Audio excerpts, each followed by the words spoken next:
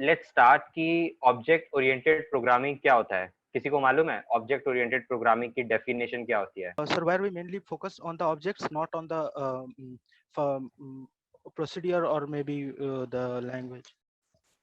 Our okay main focus is object, not the language or something. Okay, काफी हद तक जो बताना चाह रहे हो वो ठीक तरह से बता रहे हो, बट और भी चीजें हैं। Very good. बाकी कोई और कुछ और इसमें ऐड करना चाहे या अपनी डेफिनेशन देना चाहे? ऑब्जेक्ट ओरिएंटेड प्रोग्रामिंग जैसा आपने बताया अभी कि it refers to the languages that uses objects in programming. इसका मतलब क्या होता है कि हमारा जो प्रोग्रामिंग में सारा का सारा फोकस होता है, जो हमारा जो भी हम प्रोग्राम्स लिखते हैं उसमें जो हमारा फोकस होता है वो सारा का सारा फोकस हमारा ऑब्जेक्ट्स के ऊपर होता है। ठीक है। और हम जितने भी अपने कोड को एग्जीक्यूट करते हैं, जितना भी हम अपना उस प्रोग्राम में काम करते हैं, वो सारा का सारा हम ऑब्जेक्ट्स की हेल्प से करते हैं। हम ऑब्जेक्ट्स क्रिएट करके उन ऑब्जेक्ट्स को यूज करके अपना काम परफॉर्म करते हैं। और इसी वजह से हम ऑब्जेक्ट ओरिएंटेड प्रोग्रामिंग लेके आए थे, ताकि हम ऑब्जेक्ट्स को एक रियल वर्ल्ड एंटिटीज समझ सकें। ठीक है, real world entities like just like this. Suppose करो अगर आपके पास एक गाड़ी है, ठीक है, यू हैव अ कार, तो your the car is your object. Okay, and उसकी जितनी भी प्रॉपर्टीज है, जैसे कार का कलर, कार का प्राइस, कार का माइलेज, कार का जो जितने की कार आपको मिली थी जब आपने बाय किया था, और कार का डेप्रिसिएशन, और जितना भी ये सारी चीजें हैं, that are its properties. Okay, and इसी तरह से कुछ उसके फंक्शंस होंगे या मेथड्स होंगे, या कार की कुछ फंक्शनैलिटी होगी। अब कार की फंक्शनैलिटी क्या होती है? कार की फंक्शनैलिटी होती है चलना, दैट इज स्टार्ट और ड्राइव और स्टॉप, एक्सिलरेट, ये सारी की सारी उसकी फंक्शनैलिटीज हैं, यानी कि उसके फंक्शंस हैं। तो अगर हमें किसी भी ऑब्जेक्ट को, यानी कि किसी भी कार को अगर एक्सेस करना हो, तो हम उसके ऑब्जेक्ट के थ्रू उसको उसके ऑब्जेक्ट के थ्रू हम उसकी प्रॉपर्टीज को रेफर कर सकते हैं। ओके, तो अगर आपको एक कार की कुछ प्रॉपर्टीज को एक्सेस करना हो, आपको सपोज करो आपको कार का जो मेथड है दैट इज स्टार्ट, तो अगर आपको उसको एक्सेस करना हो तो आप उसके ऑब्जेक्ट के थ्रू उसको एक्सेस करोगे। ये नहीं कि आपने डायरेक्ट बोल दिया कि स्टार्ट स्टार्ट करो। क्या स्टार्ट करो? जब तक आप बताओगे नहीं कि भाई कार को स्टार्ट करो, कार के ऑब्जेक्ट के थ्रू अगर हम स्टार्ट कॉल करेंगे तब उसका मतलब है कि हाँ कार को स्टार्ट करने को कह रहे हैं। ठीक है, so this is what object oriented programming is, and this is what objects are. Objects को अगर आपसे कभी भी कोई डेफिनेशन में पूछे कि यार ऑब्जेक्ट्स क्या होते हैं, तो हमेशा आप लोगों को बोलना है कि ऑब्जेक्ट्स जो होती है ना, वो हमारी रियल वर्ल्ड एंटिटीज होती हैं, जिनको हम यूज करते हैं टू रेफर आर कोड और to access some of the properties or functions of a particular classes. Okay, then we have classes and objects. ठीक है, अब ऑब्जेक्ट्स मैंने आपको बताया कि यार ऑब्जेक्ट्स होते क्या थे। अब ऑब्जेक्ट्स के बाद मैंने आपको बताया कि ऑब्जेक्ट्स जो हैं हमारे वो रियल वर्ल्ड एंटिटीज होती हैं, जिसके अराउंड हम कोड करते हैं। मतलब कि अगर हमें कोई भी प्रॉपर्टीज एक्सेस करनी हो, कोई भी फंक्शंस परफॉर्म करने हो, तो हम हमारे लिए वो सारे के सारे ऑब्जेक्ट्स हैं। जैसे कि एक और एग्जांपल से समझते हैं। सपोज करो आप लोग अपने कॉलेज में हो, तो आप स्टूडेंट्स हो, राइट? तो आपका एक कॉलेज जो है वो आपकी क्लास है, and you students are its object. ठीक है, अब आपको आपकी कोई प्रॉपर्टीज अगर एक्सेस करनी होगी, या फिर यूनिवर्सिटी की या फिर आपके कॉलेज की अगर कोई प्रॉपर्टी एक्सेस करनी होगी, तो किस तरह से आपके ऑब्जेक्ट के थ्रू उसको एक्सेस किया जाएगा। दैट मीन्स अगर आपका रोल नंबर चाहिए, या आपके कॉलेज की लोकेशन चाहिए, या फिर अगर आपके लेट्स से कॉलेज का एड्रेस चाहिए, या कॉलेज में कितने स्टाफ है, कितनी फैकल्टीज हैं, ये सब डिटेल्स चाहिए, तो ये सारी की सारी डिटेल्स जो हैं वो आपको कैसे मिलेंगी? ये सारी की सारी आप जो आपने अपना ऑब्जेक्ट क्रिएट कर रखा है उसके थ्रू आप उसको एक्सेस कर सकते हो। Okay, and similarly we have class. Class क्या होता है? क्लास हमारा एक ब्लूप्रिंट होता है। अब ब्लूप्रिंट समझने के लिए ऐसे समझते हैं, सपोज करो हम कोई घर बनवा रहे हैं।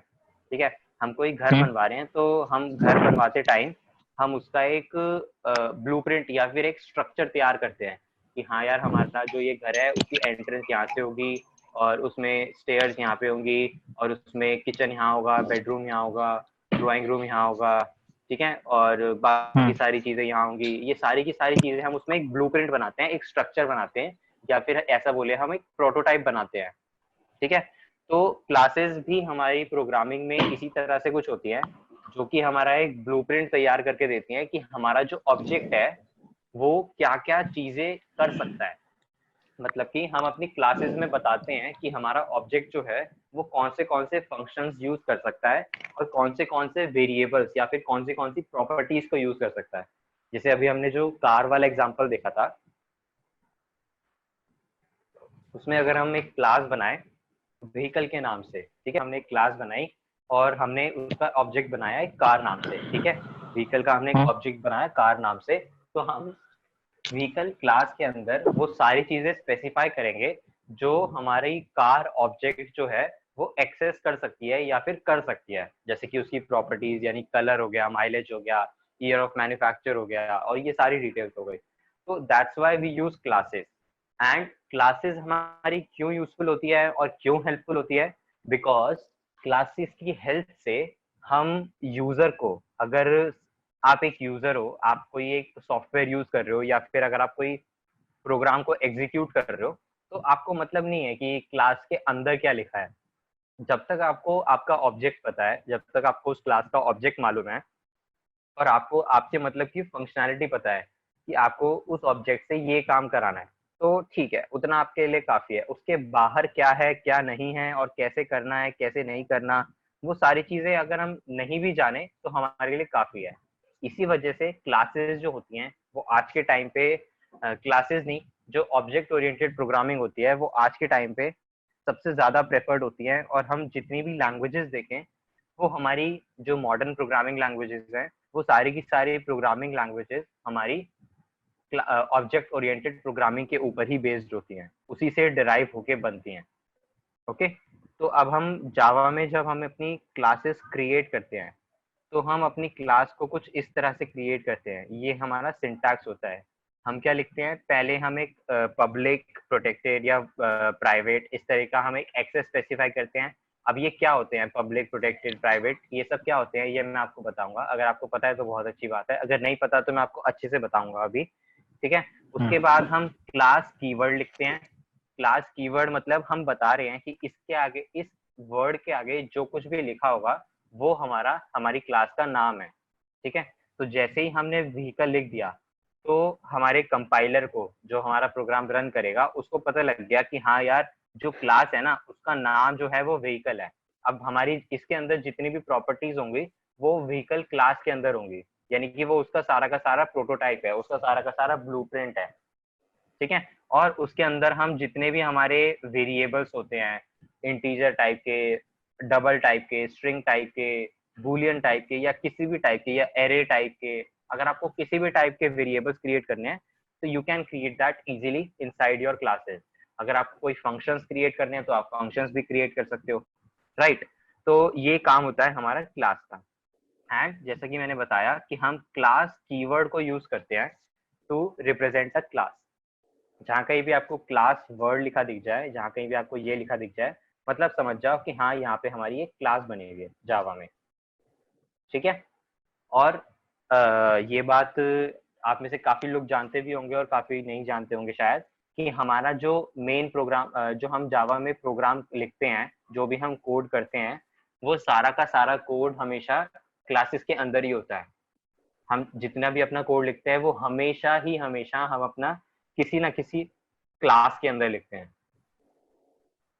ठीक है। और फिर बाद में हम अब उन क्लासेस का ऑब्जेक्ट बनाते हैं, या फिर हम एक क्लास से दूसरी क्लास में इनहेरिट करते हैं, या फिर इम्प्लीमेंट करते हैं इंटरफेसेस बना के, वो सारी चीजें करते हैं अगर एक क्लास की प्रॉपर्टीज या फिर कोई और प्रॉपर्टीज हमें एक जगह से दूसरी जगह ट्रांसफर करनी हो, ठीक है। अभी हम एक डेमो देखेंगे, हम बेसिक कोड लिख के देखेंगे क्लासेस का, तो आप लोग को थोड़ा और बेटर समझ आएगा। अभी के लिए हम ऐसे समझते हैं, ठीक है। उसके बाद आता है हमारे पास कंस्ट्रक्टर। ये हम किसी भी क्लास के वेरिएबल्स, या फिर हम वेरिएबल्स की जगह जावा में बोलते हैं डेटा मेंबर्स, ठीक है, मेंबर्स। तो डेटा मेंबर्स को इनिशियलाइज करने के लिए या फिर अगर हमें एक क्लास के अंदर किसी भी ऑब्जेक्ट को इनिशियलाइज करना है या कुछ भी इनिशियलाइज करना है, तो उसके लिए हम कंस्ट्रक्टर यूज करते हैं। ठीक है, और कंस्ट्रक्टर का जो नाम होता है कि वो क्लास के नाम का सेम होता है। ठीक है, जैसे हमने क्लास व्हीकल बनाई, तो जो हमारा कंस्ट्रक्टर बनेगा ना, वो हमारा बिल्कुल सेम नाम से बनेगा जो हमारी क्लास का नाम है। और दूसरी बात, इसमें हमारे पास कोई भी रिटर्न टाइप नहीं होता। मतलब कि ना तो हम इसमें वॉइड लिखते, ना फिर हम इसमें इंट लिखते, ना हम इसमें डबल लिखते, ना फ्लोट लिखते, ना बूलियन लिखते, कुछ भी नहीं लिखते। और इसके अंदर हम जितने मर्जी चाहे पैरामीटर्स दे सकते हैं।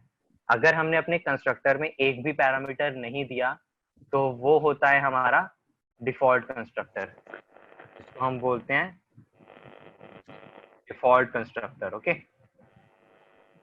और अगर हमने पैरामीटर्स दे दिए अपने कंस्ट्रक्टर को, मतलब जिस तरह से हमने यहाँ पे brand, model, price, number of wheels, colour, ये सब पैरामीटर्स दे दिए, तो वो हमारा पैरामीटराइज्ड कंस्ट्रक्टर कहलाता है।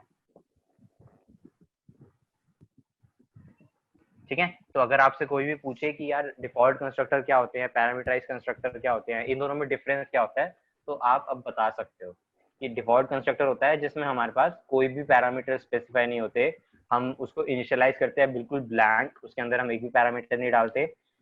और पैरामीटराइज कंस्ट्रक्टर क्या होता है, जिसके अंदर हम कुछ पैरामीटर्स पास करते हैं। ठीक है, तो अब यही चीज हम एक छोटे से डेमो में देख लेते हैं ताकि आप लोगों को थोड़ा सा बेटर समझ आ जाए। तो ठीक है, मैं जो है जावा का जो कोड लिखूंगा वो विजुअल स्टूडियो कोड में यानी कि वीएस कोड में लिखूंगा, क्योंकि वीएस कोड मुझे काफ़ी हेल्पफुल लगता है, काफ़ी ठीक लगता है। और क्योंकि हम प्रोग्रामर्स हैं और डेवलपर्स हैं और हम हमेशा डार्क स्क्रीन पे काम करना पसंद करते हैं, तो उसकी जो थीम होती है वो भी हमारी डार्क थीम होती है, इसीलिए भी जो है वो काफ़ी हद तक पसंद आता है जब हम डार्क थीम पे काम करें। तो this is visual studio code या फिर वीएस कोड जिसको हम बोलें। ठीक है, okay, Eclipse is also very nice. Eclipse पे भी आप लोग कर सकते हो, आप लोग किसी भी टेक्स्ट एडिटर पे काम कर सकते हो, ऐसा कोई हार्ड एंड फास्ट रूल नहीं है। ओके, एंड मैं वीएस कोड पे करूंगा, कोई फर्क नहीं है, और आप लोग भी साथ साथ कर सकते हो। ठीक है, तो I will create a new file and I will name my file as, uh, let's say I save my file by the name class basics. Okay, so मैं जिस भी नाम से अपनी फाइल को सेव करूंगा उस नाम से मेरी एक क्लास क्रिएट हो जाएगी। ठीक है, तो एज यू कैन सी मैंने क्लास बेसिक्स नाम से एक फाइल क्रिएट करी थी और डॉट जावा फॉर्मेट में सेव किया, और हमारी ऑटोमेटिकली उस नाम से एक क्लास फाइल जनरेट हो गई। ठीक है, ऐसा क्यों होता है, क्योंकि जब भी हम अपने जावा के प्रोग्राम को सेव करते हैं तो हमेशा हम उस क्लास के नाम से सेव करते हैं जिस क्लास के अंदर हमारा मेन मेथड होता है। हमें पता है कि कंपाइलर जो भी प्रोग्राम का एग्जीक्यूशन स्टार्ट करता है वो हमेशा मेन मेथड से करता है। सी प्लस प्लस में अगर हम देखें तो इंट मेन से हम हमेशा प्रोग्राम को रीड करना शुरू करते हैं। अगर हम जावा में देखें तो हम पब्लिक स्टैटिक वॉइड मेन से करते हैं। पाइथन में हमारे पास इस तरह का कोई स्टार्टिंग पॉइंट नहीं होता, but we can specify that also जब हम अंडरस्कोर अंडरस्कोर मेन करके जब हम उसका कंस्ट्रक्टर बनाते हैं। तो इसी वजह से जावा में हमारे पास हमेशा जो भी फाइल क्रिएट होगी, समझ जाना कि जो जिस नाम से हमारी फाइल सेव्ड है उस नाम की क्लास के अंदर ही हमारा मेन फंक्शन होगा। तो अब क्योंकि हमारी जो फाइल है वो क्लास बेसिक्स के नाम से सेव है, तो हमें अपना मेन फंक्शन जो है वो इसके अंदर ही बनाना होगा। ठीक है, तो सबसे पहले हम लिखते हैं पब्लिक स्टैटिक वॉइड मेन, और इसके अंदर हम अपने पैरामीटर पास करते हैं जो हम इनिशियलाइज करते हैं। ठीक है, अब ये आप सब लोग जानते होंगे बेसिक्स जावा जिनको आती है।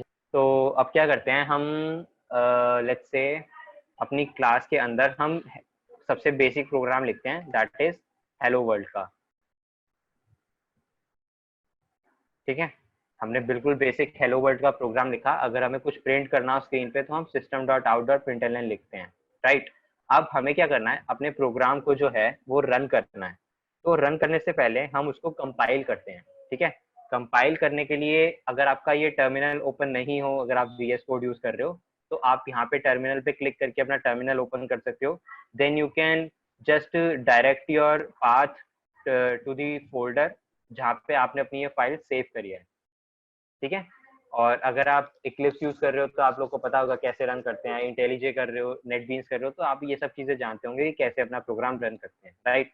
तो हम देखते हैं जावा सी क्लास बेसिक्स डॉट जावा। ये कमांड होती है हमारी किसी भी प्रोग्राम को कंपाइल करने के लिए, मतलब कि चेक करने के लिए हमारा प्रोग्राम में कोई एरर तो नहीं है।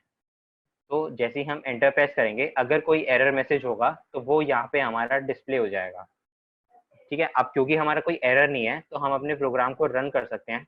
और रन करने के लिए क्या कमांड होती है हमारी, जावा स्पेस आपकी क्लास का नाम जिसके अंदर आपका मेन मेथड है, ओके। एंड जब आपने ऐसे किया तो आपका प्रोग्राम रन हो जाएगा, एंड जो भी आपने स्टेटमेंट लिखा होगा, जो भी आपने लॉजिक लिखा होगा, वो आपका एग्जीक्यूट हो जाएगा, ठीक है। This is how we create a simple class, simple program. अब क्योंकि मैंने आपको बोला था, मैंने आपको कंस्ट्रक्टर्स बताया, तो हम एक कंस्ट्रक्टर बना लेते हैं, ठीक है। तो कंस्ट्रक्टर हम बनाते हैं, let's say public class basics, ठीक है। तो एक काम करते हैं हम ना, एक और क्लास बना लेते हैं इसी के नीचे, और उस क्लास को, उस क्लास का कंस्ट्रक्टर क्रिएट करेंगे, और अब अपनी मेन क्लास से ना उस क्लास के ऑब्जेक्ट्स बनाएंगे और उस क्लास से कोई काम परफॉर्म कराएंगे, ठीक है। तो लेट्स से क्लास बनाता हूँ मैं, आप में से किसी एक के नाम से बनाते हैं, ठीक है। लेट्स से आकाश के नाम से क्लास बनाते हैं, ओके। क्लास आकाश, एंड ठीक है। अब हम एक कंस्ट्रक्टर बनाते हैं, तो हम क्लास को पहले तो स्पेसिफाई कर देते हैं, एक्सेस स्पेसिफायर, कि हमें अपनी क्लास प्राइवेट चाहिए या पब्लिक चाहिए। प्राइवेट पब्लिक क्या होते हैं, जिनको नहीं पता अभी मैं बताऊंगा, तो कोई टेंशन लेने वाली बात नहीं है, ठीक है। तो हम एक पब्लिक आकाश, और ये हो गया हमारा एक डिफॉल्ट कंस्ट्रक्टर। इसके अंदर हमने कोई भी मेथड स्पेसिफाई नहीं किया, कोई भी पैरामीटर्स नहीं पास करे, और देखो हमारे पास कोई भी रिटर्न टाइप नहीं है,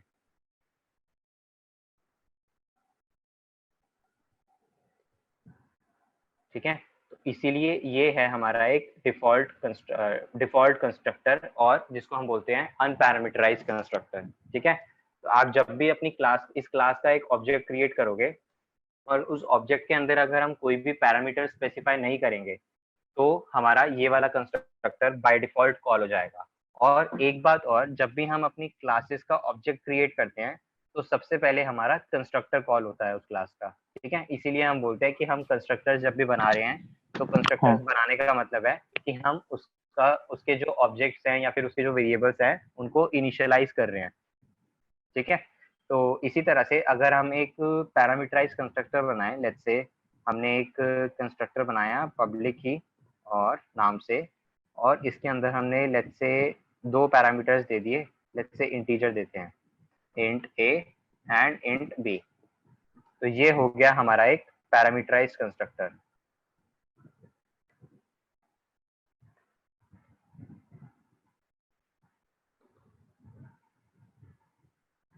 ठीक है। तो ये हो गया हमारा एक पैरामीटराइज कंस्ट्रक्टर, मतलब इसके अंदर हमने कुछ पैरामीटर्स पास कर दिए। अब सपोज करो अगर हमें अपने मेन मेथड से कोई इस आकाश नाम की क्लास के लिए अगर हमें ऑब्जेक्ट क्रिएट करना होता, तो हम इस क्लास के लिए ना दो तरह के ऑब्जेक्ट क्रिएट कर सकते हैं। एक तो हमारा डिफॉल्ट, जिसके अंदर हम कुछ पास नहीं करेंगे, मतलब कि हम बाय डिफॉल्ट कुछ इनिशियलाइज नहीं करना चाह रहे, तो वो कैसे क्रिएट होगा, हमने लिखा आकाश, लेट्स से हमने कंस्ट्रक्ट ऑब्जेक्ट का नाम लिखा ए के ए इक्वल्स टू न्यू आकाश, क्योंकि हम अगर किसी भी क्लास का ऑब्जेक्ट क्रिएट करते हैं तो हमें पता है हम न्यू कीवर्ड से करते हैं, ठीक है। तो जैसे ही हमने ये लाइन लिखी, जैसे ही हमने लाइन नंबर 7 लिखा, तो उस टाइम पे हमारा डिफॉल्ट कंस्ट्रक्टर कॉल हो जाएगा, जब भी हमने हाँ। ये इस तरह से अपनी क्लास का ऑब्जेक्ट क्रिएट किया। एंड इसी तरह से अगर हम एक और ऑब्जेक्ट क्रिएट करें अपनी इसी क्लास का AKA2 नाम से लेट्स से, और उसके अंदर हम अगर parameters they they let's say 5, 10, अब जब हमारा क्लास का ऑब्जेक्ट क्रिएट होगा तो हमारा बाय डिफॉल्ट ये वाला फंक्शन, ये वाला कंस्ट्रक्टर कॉल होगा, और इसके अंदर हमने अपना जो भी लॉजिक लिखा होगा वो लॉजिक एग्जीक्यूट होके हमारी वैल्यूज इनिशियलाइज हो जाएंगी जिनको भी हम इनिशियलाइज करना चाह रहे हैं। तो this is what constructors are, and after the constructors हम कंस्ट्रक्टर की अगर डेफिनेशन की बात करें एग्जैक्टली तो हम ये बनाते हैं, ठीक है। अगर, हाँ एक चीज और मैं बताता हूँ कि अगर हम किसी क्लास का एक डिफॉल्ट कंस्ट्रक्टर नहीं क्रिएट करेंगे ना, तो भी हमारा कंपाइलर इतना समझदार है कि वो उस क्लास के लिए एक डिफॉल्ट कंस्ट्रक्टर खुद ब खुद क्रिएट कर लेगा। मतलब कि अगर हमने डिफॉल्ट कंस्ट्रक्टर नहीं बनाया और हमने उस क्लास का ऑब्जेक्ट बना दिया, और उस ऑब्जेक्ट को बनाते टाइम हमने कोई भी पैरामीटर्स नहीं पास करे, तो हमारा कंपाइलर खुद ब खुद एक एम्प्टी कंस्ट्रक्टर बना देगा। जैसे कि जो हमने ये एग्जांपल देखा, तो इसमें जब हमने लाइन नंबर 7 पे जो हमने अपना ऑब्जेक्ट क्रिएट किया ए के ए नाम से, तो इस टाइम तो हमारे पास एक डिफॉल्ट कंस्ट्रक्टर है। बट अगर हम इसको हटा दें, तो ये बताओ कि क्या लगता है ये हमारा जो ऑब्जेक्ट है वो सही, मतलब हमारा प्रोग्राम जो है वो अब वैलिड है या फिर कोई एरर देगा? अब ये वो एरर दिखा बात है। रहा है, तो एरर देखते हैं क्या है, चलो। ठीक है, देखो हमसे वो पूछ रहा है कि या तो अगर हमें कंस्ट्रक्टर कॉल करना है, मतलब अगर कंस्ट्रक्टर मतलब ऑब्जेक्ट क्रिएट ही करना है, तो हम इंट कॉमा इंट टाइप का कर दें, ठीक है। या फिर हम क्या कर सकते हैं, हम अपने जो हमने यहाँ कंस्ट्रक्टर बना रखा है उसके अंदर से हम अपने जो रिटर्न टाइप्स है वो हटा सकते हैं, ठीक है। और या फिर हम एक एम्प्टी कंस्ट्रक्टर क्रिएट कर सकते हैं जैसा कि इसने कर दिया, ठीक है। तो अगर हम खुद से ना भी अपना कंस्ट्रक्टर क्रिएट करें, खुद से अगर हम अपना कंस्ट्रक्टर ना भी क्रिएट करना चाहें, तो एक चीज ये कि हमारे को कंपाइलर इतना समझदार है कि वो खुद ब खुद बता देगा, और जितने भी चेंजेस होंगे, जो कुछ भी एरर्स होंगे वो हमारे ठीक हो जाएंगे। जैसे कि अगर हम यहाँ देखें तो हमारे को ये एरर नहीं है, बट हमें ये बता रहा है कि हमने जो ये ए है ना वो अभी तक यूज नहीं किया, ठीक है। और जैसे हमने ये जो क्लास क्रिएट करी है, इस क्लास के लिए वो बोल रहा है कि हमें इस क्लास को इसकी एक सेपरेट फाइल में क्रिएट करना चाहिए। मतलब कि हमें ये कोड यहाँ से हटा के, सारा का सारा कोड डिलीट करके हमें एक न्यू फाइल क्रिएट करनी चाहिए, और उस न्यू फाइल के अंदर हमें ये कोड लिखना चाहिए। अब हमारा ये कोड जो है वो एग्जैक्टली वैलिड है। बस हमें क्या करना होगा, हमें इस क्लास को यहाँ पर इस अपनी जो बेसिक्स वाली क्लास है उसके अंदर इंपोर्ट करना होगा, क्योंकि बिना इंपोर्ट करे हम अपनी क्लासेस तो यूज नहीं कर सकते, क्योंकि ये दोनों अलग अलग फाइल्स है। अगर हमें ऐसे समझो कि हमने दो अलग अलग फाइल्स क्रिएट करी, और अगर हमने एक फाइल के अंदर ऐसा कुछ स्पेसिफाई नहीं किया कि हमारी जो दूसरी फाइल है वो उसको समझ पाए। अभी इस फाइल के लिए जो हमारी क्लास बेसिक्स वाली मेन फंक्शन है, इसको नहीं पता कि ये आकाश क्या है, इसको नहीं पता कि ये कोई क्लास है या फिर कोई इंटरफेस है या फिर कोई फंक्शन है या फिर कोई वेरिएबल है, इसको नहीं पता। हमें इसको बताना पड़ेगा, यानी कि हमें इस क्लास को इंपोर्ट करना पड़ेगा जो हमने यहाँ क्रिएट करी है अपनी बेसिक क्लास में, ताकि हम इसको यूज कर सकें, ठीक है। तो ये हमारे पास कंस्ट्रक्टर में फर्क होता है, और साथ ही साथ कंस्ट्रक्टर में हमारे पास एक, अगर आप लोगों ने ध्यान दिया हो पीछे, तो हमने एक कीवर्ड यूज किया था जो था दिस, है ना। अगर हम देखें पीछे, तो हमने एक जो यहाँ एक कंस्ट्रक्टर यूज किया था उसके अंदर हम देखो यहाँ पे हमने यूज किया है हर जगह दिस। इसका मतलब क्या होता है, दिस हमारा एक कीवर्ड होता है जो कि हमारा करंट क्लास को रेफर करने के लिए यूज होता है। इसका मतलब क्या है कि हमने अपने कंस्ट्रक्टर के अंदर जितने भी पैरामीटर्स पास करते हैं, राइट, तो अगर हमने उनका नाम सेम रखा है, जैसे हमारे पास क्लास के अंदर जो वेरिएबल्स हैं उसमें से पहले वेरिएबल का नाम है ब्रांड, ठीक है, ऐसे ही हमने जो अपना कंस्ट्रक्टर रखा उसके अंदर अपने वेरिएबल का नाम रखा वही सेम ब्रांड। तो जब हम अपने कंस्ट्रक्टर के अंदर जब ब्रांड नाम से कुछ एक्सेस करना चाहेंगे, तो कैसे पता लगेगा कि हम ये वाला ब्रांड एक्सेस कर रहे हैं या ये वाला ब्रांड एक्सेस कर रहे हैं? या फिर अगर हमें इस वाले ब्रांड की वैल्यू को या फिर इस वेरिएबल को एक वैल्यू, डिफॉल्ट वैल्यू देनी होगी या इनिशियलाइज करना होगा, तो हम कैसे करेंगे? तो उसके लिए हम क्या कर रहे हैं कि इस ब्रांड की जो भी वैल्यू है, मतलब कि दिस डॉट ब्रांड, मतलब कि ये वाला ब्रांड इक्वल्स टू ब्रांड, यानी कि ये वाला ब्रांड जो राइट हैंड साइड में लिखा है वो हमारा ऊपर वाला ब्रांड है, यानी कि लेट्स से हम नंबर कर देते हैं 1, ठीक है, and let's number it as 2, ठीक है। तो हमारा जो ये वाला ब्रांड है दिस इज आर 2, ठीक है, एंड दिस इज आर 1। तो ये क्या बता रहा है कि हमारे इस ब्रांड के अंदर जो भी वैल्यू स्टोर्ड है वो हमें, जो हमारे को क्लास का जो ब्रांड नाम का वेरिएबल है उसको पास कर देनी है। इसी का मतलब होता है हमारा इनिशियलाइज करना या कंस्ट्रक्टर के थ्रू। एंड इसी पर्पस के लिए हम जो है अपना दिस कीवर्ड भी यूज करते हैं। दिस कीवर्ड जब हम आगे एंड्रॉइड में काम करेंगे तो भी आपको काफी जगह लिखा दिखेगा, और काफी जगह आप खुद भी यूज करोगे जब आप अपनी खुद की एंड्रॉइड एप्स बनाओगे। तो this keyword is use to refer the current class object.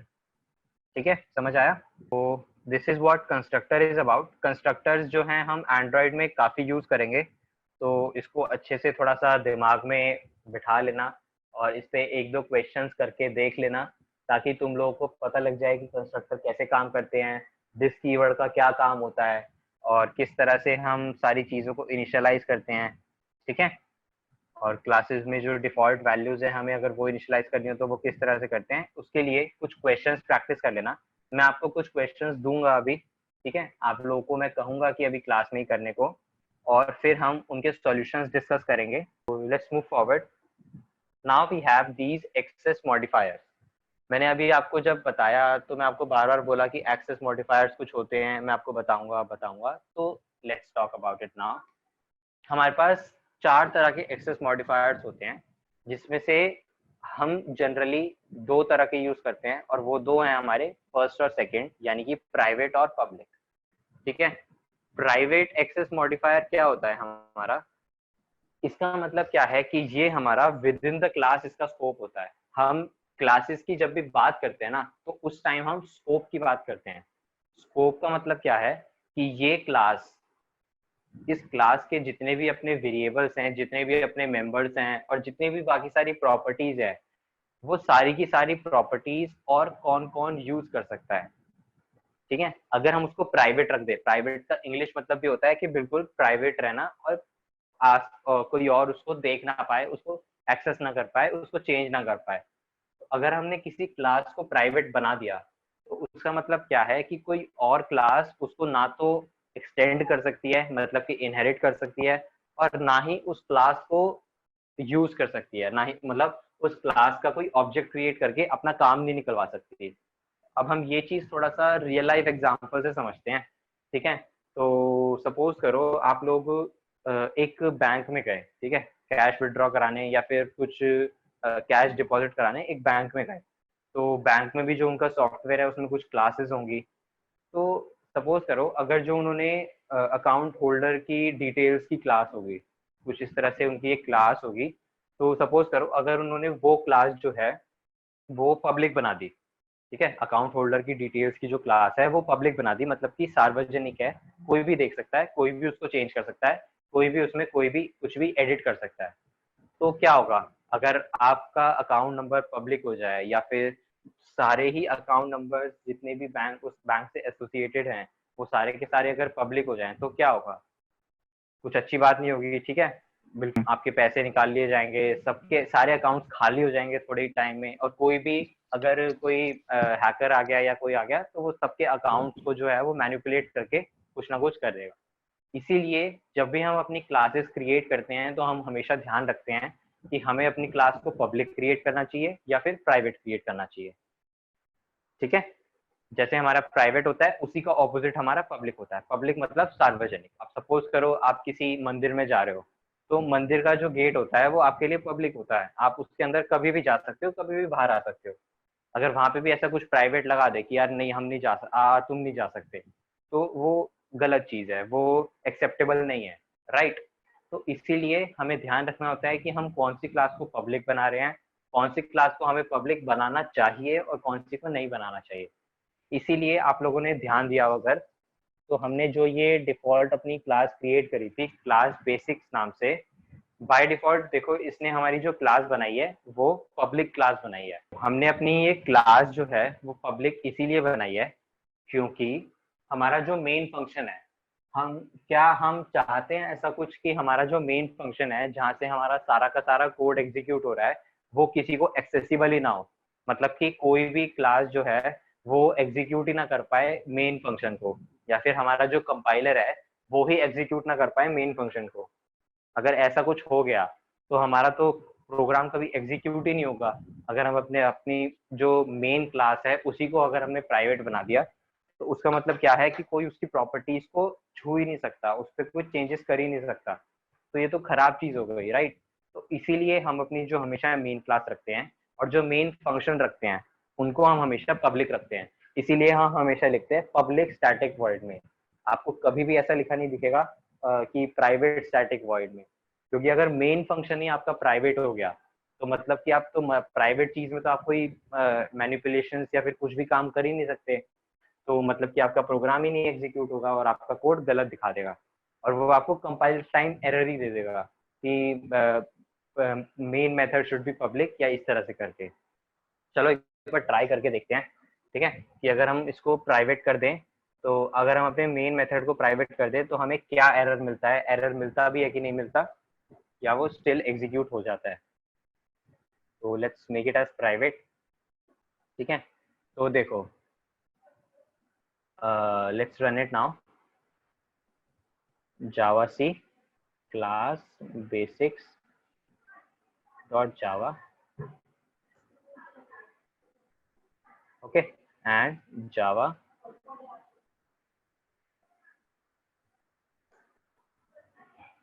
देखो main method not found in class basics, ठीक है। क्या बताया इसने, please define the main method as public static void main, ठीक है। क्यों, क्योंकि अगर हम अपने मेथड को जो है वो पब्लिक रखेंगे ही नहीं तो कंपाइलर को पता ही नहीं लग पाया कि यार ऐसा कौन सा मेरे को एग्जीक्यूट कहाँ से होना शुरू होना है, क्योंकि जैसे ही उसे प्राइवेट दिखा तो उसे पता लग गया ओहो ये तो प्राइवेसी है, यहाँ तो हम जा ही नहीं सकते इसके अंदर। तो वो इससे बाहर आ जाएगा, तो उसको मेन मेथड मिला ही नहीं तो उसने कुछ एग्जीक्यूट किया ही नहीं, इसीलिए उसने एरर थ्रो कर दिया, ठीक है। आप समझ आया कि हम पब्लिक ही क्यों हमेशा रखते हैं, प्राइवेट क्यों नहीं रखते। पब्लिक स्टैटिक लिखना जरूरी है, सिर्फ वॉइड मेन लिख के छोड़ दें? नहीं पब्लिक, अच्छा चलो ये भी करके देख लेते हैं, कोई बात नहीं, अगर तुम बोलते हो तो तो वो अपने देख आप ही लेते। इनिशियली वो उसको पब्लिकली डिक्लेयर कर दे।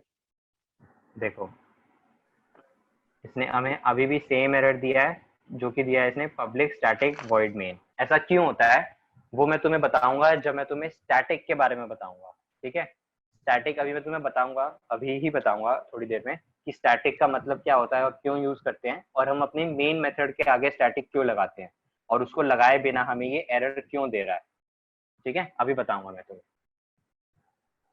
तो हमारे पास प्राइवेट और पब्लिक तो हमने देखा कि हम कैसे यूज कर सकते हैं कैसे नहीं कर सकते, हमने एक एग्जांपल भी देख लिया, ठीक है। इसी तरह से हमारे पास एक होता है प्रोटेक्टेड। प्रोटेक्टेड का मतलब क्या होता है कि हम उसको सेम पैकेज के अंदर एक्सेस कर सकते हैं लेकिन हम उस पैकेज के बाहर उसको एक्सेस नहीं कर सकते, ठीक है। अगर हमें करना है उस पैकेज के बाहर तो हम सिर्फ इनहेरिटेंस के थ्रू कर सकते हैं। इसका मतलब क्या है कि अगर हमने अपनी क्लास के अंदर किसी पर्टिकुलर मेथड को प्रोटेक्टेड बना दिया तो हमारा उसी सेम क्लास के अंदर बाकी जितने मेथड्स हैं या वेरिएबल्स हैं वो हमारे उस प्रोटेक्टेड फंक्शन को यूज कर सकते हैं।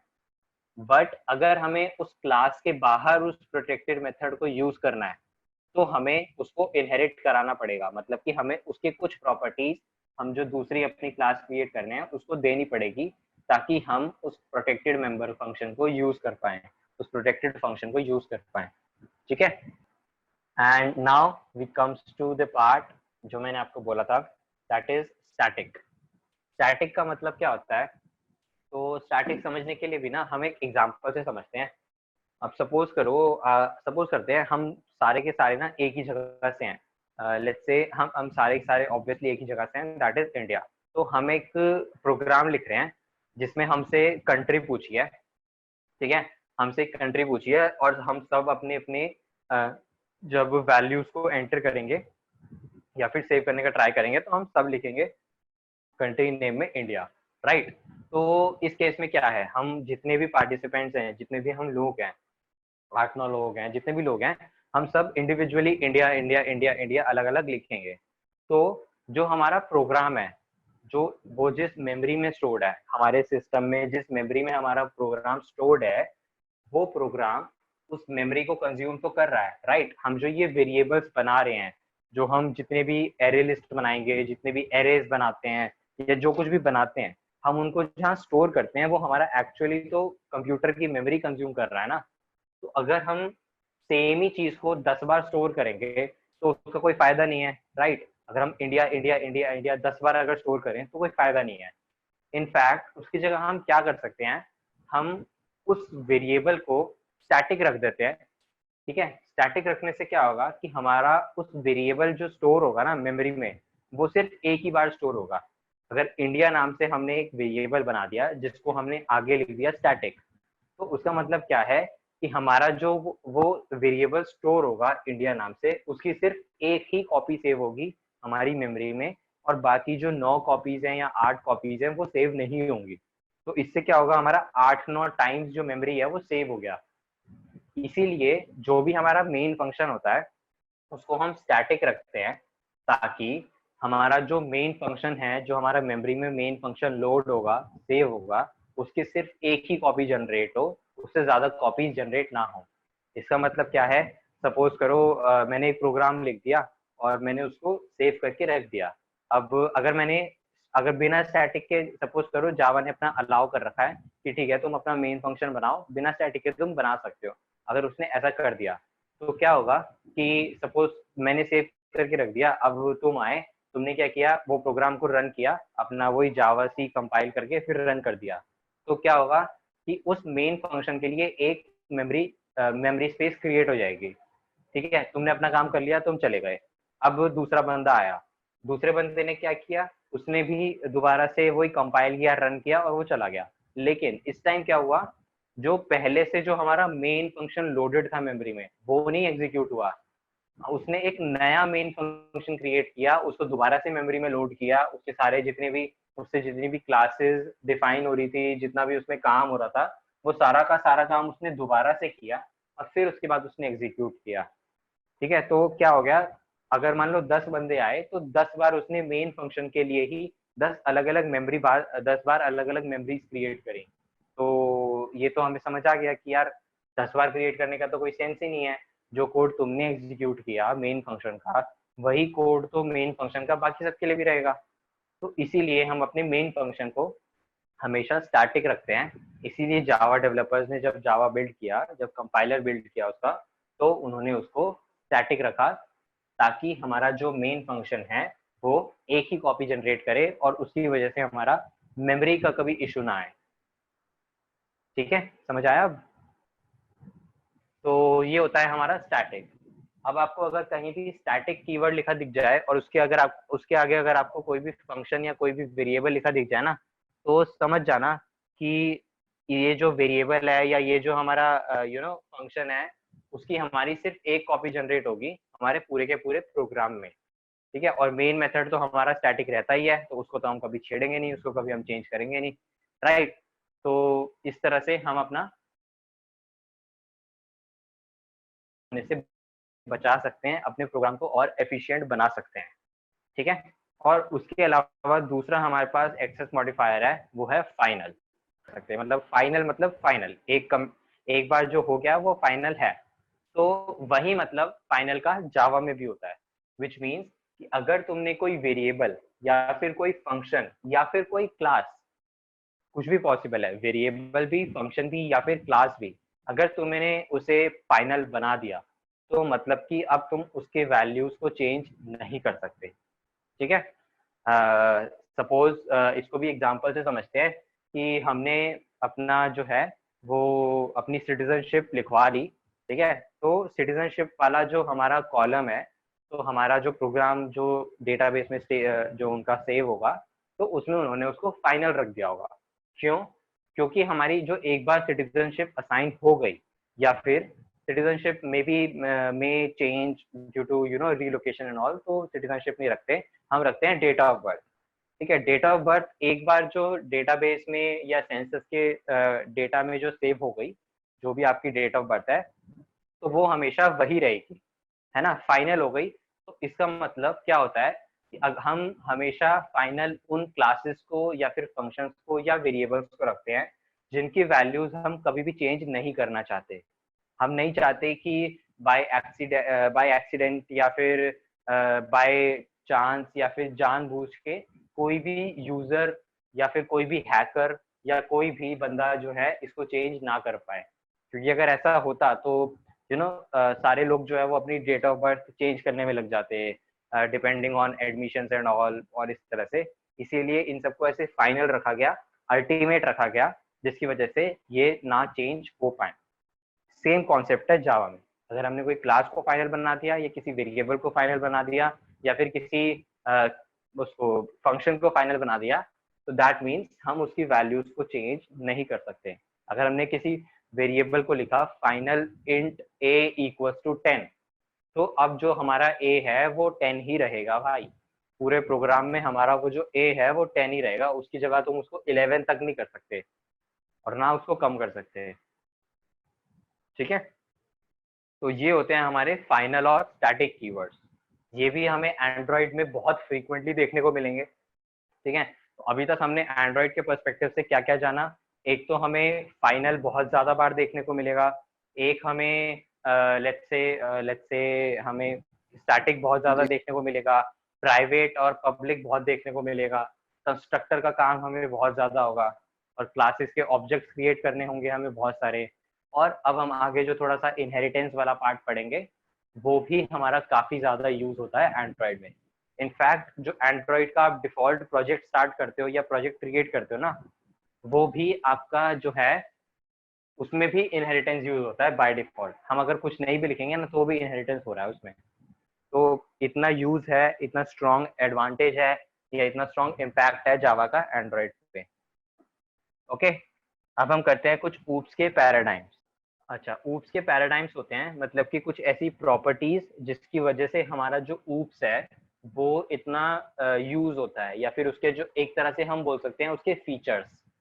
ठीक है, हम किसी भी चीज के अगर फीचर्स डिफाइन करते हैं तो हम हमेशा ये बोलते हैं ना कि यार इसके फीचर्स अगर अच्छे हैं तो ये चीज मतलब अच्छी है, राइट। अगर हम कोई कार देखने जा रहे हैं तो अगर हमने उसके फीचर्स देखे तो अगर हमें उसके फीचर्स पसंद आए मतलब कार ओवरऑल अच्छी है। तो इसी तरह से ऑब्जेक्ट ओरिएंटेड प्रोग्रामिंग के पैराडाइम्स यानी कि उसके फीचर्स हमारे को बताते हैं, फीचर्स ही वजह है हमारी जिस वजह से हमारा जो ऑब्जेक्ट ओरिएंटेड प्रोग्रामिंग है वो इतना ज्यादा यूज होती है। ठीक है, सबसे पहला आता है हमारे पास एब्स्ट्रैक्शन। ये हमारा बहुत ही मतलब बहुत ही कामयाब और बहुत ही सक्सेसफुल और बहुत ही यूजफुल फीचर है जो हमारा जावा में या फिर किसी भी ऑब्जेक्ट ओरिएंटेड प्रोग्रामिंग लैंग्वेज में यूज होता है। इसका मतलब क्या होता है कि हम किसी भी यूजर को सिर्फ एसेंशियल डिटेल्स दिखाएं जो उसके मतलब की हैं और बाकी डिटेल्स उसे ना दिखाएं। फॉर एग्जाम्पल, हम अपने बैंक वाले एग्जाम्पल पे वापस चलते हैं। सपोज करो आप किसी बैंक में गए और वहाँ पे आजकल तो हर बैंक में जो है वो कैश डिपॉजिट कराने की या विड्रॉ कराने की मशीन्स भी होती हैं, है ना। स्पेशली विड्रॉ डिपॉजिट कराने की या फिर आपको अगर अपनी पासबुक एंट्री करानी है या कुछ इस तरह का काम है तो उन सब की मशीन्स होती हैं। तो सपोज करो अगर आप गए और उन्होंने जो है इस तरह की एब्स्ट्रैक्शन वाली कोई प्रॉपर्टी यूज ना करी हो, तो क्या होगा कि आप जो है वो आपके मतलब का काम क्या है, आपको क्या देखना है, आपको अपने अकाउंट नंबर की, जो भी आप जिस अकाउंट से एसोसिएटेड हो, आपको उस अकाउंट की डिटेल्स जाननी है। वो भी क्या कि कितनी ट्रांजेक्शन्स आई हैं, कितनी पेमेंट्स हुई हैं और ये सब चीजें, राइट। इसके अलावा जो भी डिटेल्स स्टोर्ड है आपके अकाउंट से रिलेटेड, जैसे कि आपका केवाईसी हो रखा है कि नहीं, आपका उस अकाउंट से पैन कार्ड कौन सा लिंक्ड है, और आपका एड्रेस क्या स्टोर्ड है, आपका कितनी ट्रांजेक्शन्स पे टैक्स कटा है, कितना आपका जो चार्जेस हैं वो हर साल जा रहे हैं, कितना आपका टैक्स जा रहा है, और कितनी बार आपका अकाउंट जो है वो मॉनिटर हो रहा है। ये सारी की सारी चीजों से हमें मतलब नहीं है, राइट। हमें सिर्फ मतलब है कि हम गए, हमने अपना अकाउंट नंबर ठक ठक ठक ठक करके एंटर किया और उसके बाद जो भी हमारे काम का काम था वो हमने किया और वापस आ गए। यही होता है हमारा एब्स्ट्रैक्शन, डेटा एब्स्ट्रैक्शन। मतलब कि यूजर, सामने वाले यूजर के जितने मतलब का काम है सिर्फ उसे उतना दिखाओ, उसके अलावा उसे कुछ दिखाओ ही मत, है ना। तो इससे एक क्या होगा, इससे एक तो यूजर कंफ्यूज नहीं होगा। अब सपोज करो अगर एब्स्ट्रैक्शन नहीं होता, तुम गए, तुमने अपना अकाउंट नंबर डाला, तुम्हें वो बहुत सारी डिटेल्स दिख गई, पैन कार्ड भी दिख गया, पैन कार्ड नंबर भी दिख गया, आधार कार्ड भी दिख गया और पता नहीं क्या क्या दिख गया। ठीक है, तो जो पढ़े लिखे हैं, जो इंटेलिजेंट है हम लोग की तरह, तो वो तो समझ जाएंगे, अच्छा ठीक है ये है ये है ये है।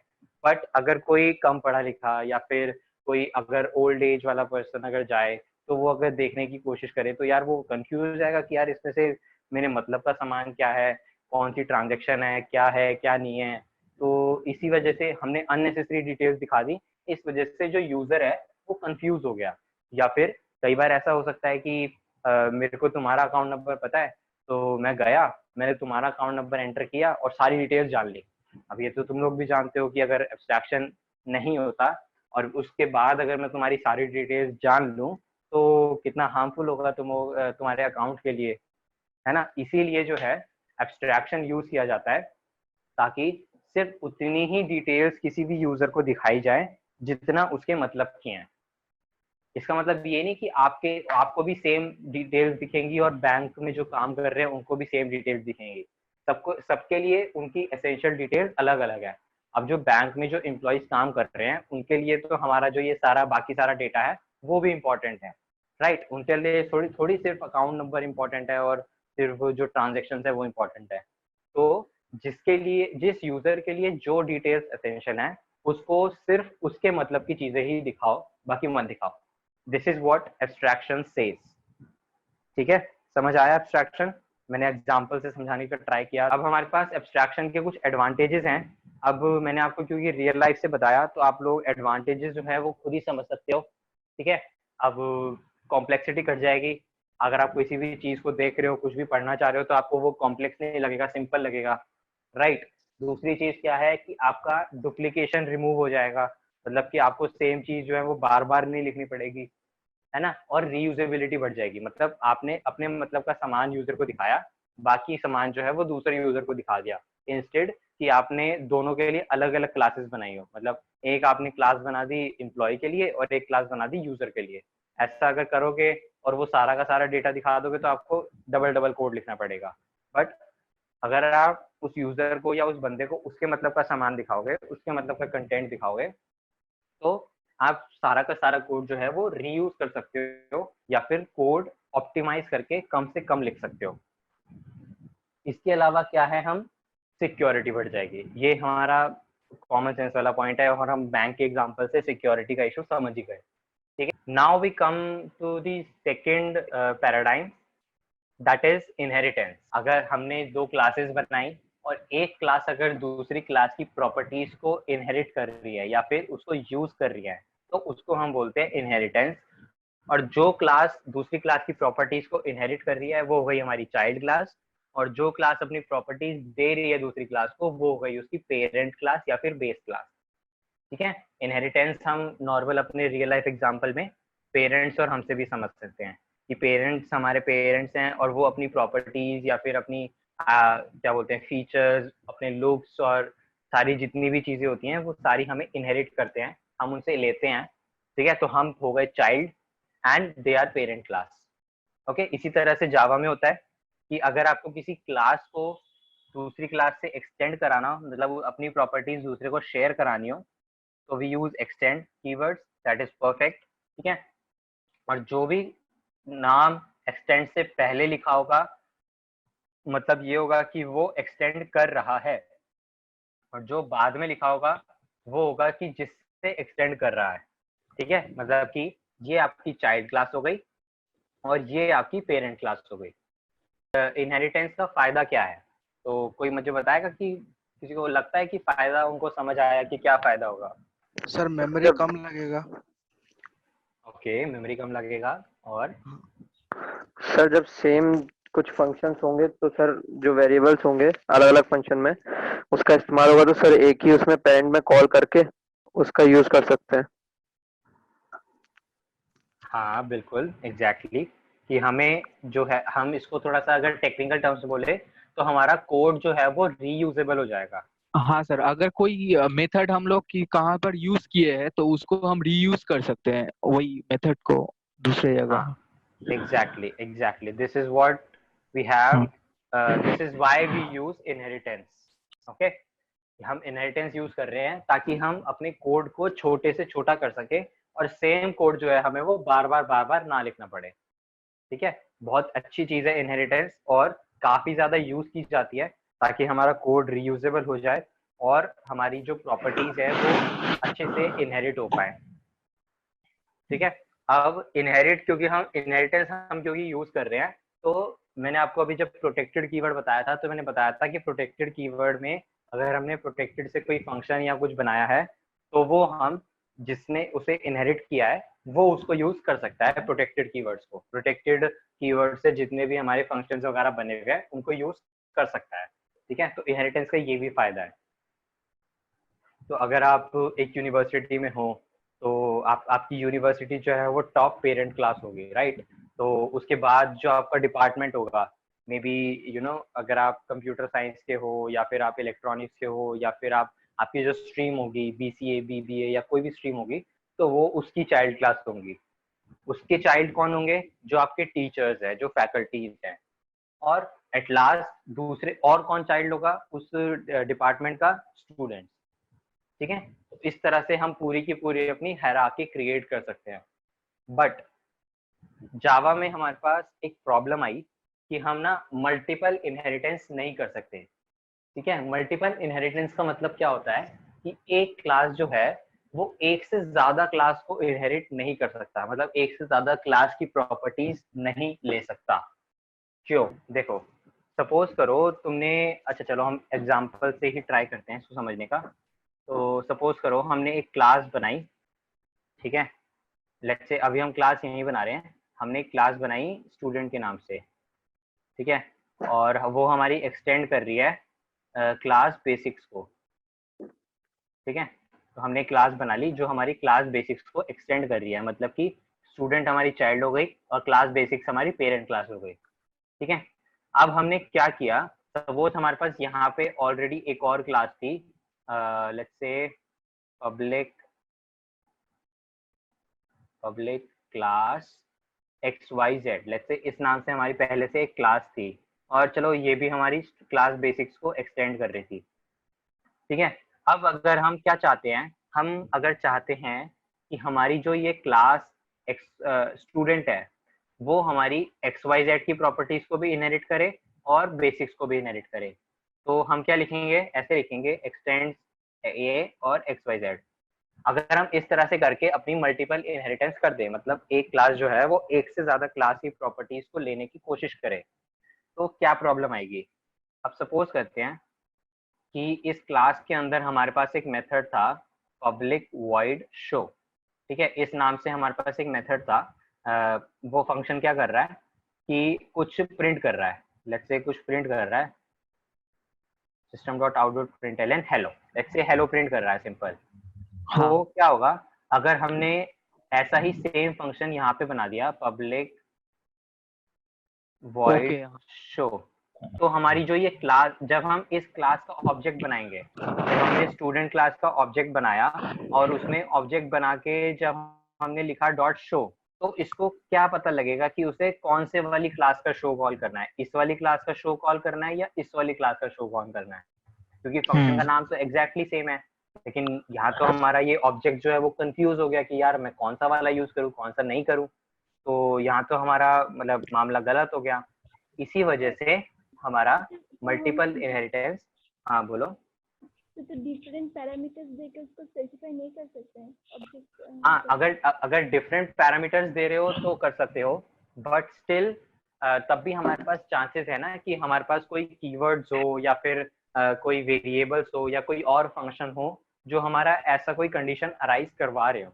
इसीलिए क्या किया उन्होंने, जो जावा के डेवलपर्स थे उन्होंने ये कॉन्सेप्ट ही हटा दिया कि तुम एक क्लास से मल्टीपल क्लासेस को एक्सटेंड नहीं कर सकते। ठीक है, और उसका उन्होंने एक ऑल्टरनेटिव लाया, बिल्कुल ऑल्टरनेटिव लाया कि अगर आप भाई अगर किसी बंदे को एक्चुअल में अगर करना है तो फिर वो क्या करेगा, तो उसके लिए एक ऑल्टरनेटिव आया था, वो अभी मैं बताऊंगा। हाँ एग्जैक्टली, इंटरफेस। तो वो इस प्रॉब्लम को सॉल्व करने के लिए आया ताकि बाय एनी चांस हमारे पास जो मल्टीपल इनहेरिटेंस की वजह से कोई भी एक कंफ्यूजन वाली सिचुएशन है वो आए ही ना। ठीक है, उन्होंने मतलब कंफ्यूजन का रूट कॉज ही हटा दिया। सो दैट्स व्हाई इन जावा अगर आपसे कोई भी पूछे कि क्या आप मल्टीपल इनहेरिटेंस कर सकते हो, तो आपको क्या आंसर करना है कि हम मल्टीपल इनहेरिटेंस जावा में नहीं कर सकते। और फिर अगर आपसे पूछा जाए कि अगर हमें मल्टीपल इनहेरिटेंस जैसा कुछ काम करना हो तो क्या करोगे, देन हम आंसर करेंगे इंटरफेसेस। इंटरफेसेस क्या होते हैं, अब थोड़ा सा ये जानते हैं। इंटरफेसेस का मतलब होता है कि इसमें ना हम क्या करते हैं कि हम ना उस फंक्शन का या फिर जिस भी चीज का हम चाहते हैं उसका हम सिर्फ एक नाम लिख के छोड़ देते हैं, या फिर हम उसका सिर्फ एक सिग्नेचर लिख के छोड़ देते हैं, उसके अंदर का कोड नहीं लिखते हम। क्या मतलब हुआ, अगर हम अपना ये वापस शो वाला एग्जांपल देखें तो हमने क्या किया। हाँ बोलो। सर डिफाइन नहीं करते हम उसको। हाँ उसको हम सिर्फ ऐसे ही लिख के छोड़ देते हैं। अगर सपोज करो हमने यहाँ पे एक इंटरफेस बनाया, let's say interface my interface के नाम से, ठीक है। हमने ऐसा अगर इंटरफेस बना दिया, तो अगर हम अब यहाँ पे एक शो मेथड लिखेंगे ना, तो हम उसको क्या लिखेंगे, public void show, that's it. इसके अंदर हम कोई कर्ली ब्रैकेट्स खोल के इसके अंदर का कोड नहीं लिखेंगे हम। ऐसा हम क्यों कर रहे हैं, ताकि हमारी जो ये मल्टीपल इनहेरिटेंस की वजह से प्रॉब्लम आ रही थी ना, वो सॉल्व हो जाए।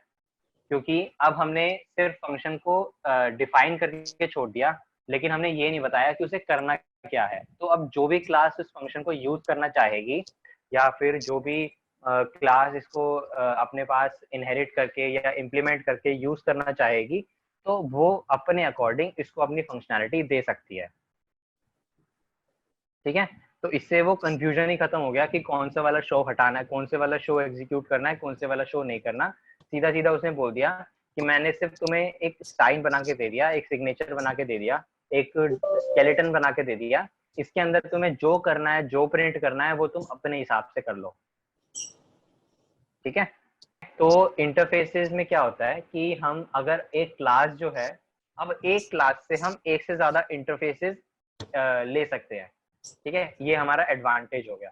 तो एक क्लास और एक इंटरफेस जो होता है वो आपस में इम्प्लीमेंट होते हैं, और एक इंटरफेस दूसरे इंटरफेस से एक्सटेंड होता है, ठीक है। अगर हम एक इंटरफेस से दूसरे इंटरफेस की प्रॉपर्टीज लेना चाह रहे हैं, तो हम उस केस में एक्सटेंड यूज करेंगे, और अगर हम एक क्लास से किसी इंटरफेस की प्रॉपर्टीज को लेना चाह रहे हैं, तो हम उसको इम्प्लीमेंट करेंगे, ठीक है। ये फर्क होता है। अब हम इसका एक डेमो टाइप देख लेते हैं ताकि आप लोगों को समझ आ जाए, क्योंकि मुझे अभी भी ऐसा लग रहा है कि शायद किसी किसी को ना आया हो। तो हमने क्या किया, एक शेप नाम से एक इंटरफेस बनाया, ठीक है, और उसके अंदर हमने फंक्शन लिख के छोड़ दिया, कैलकुलेट एरिया।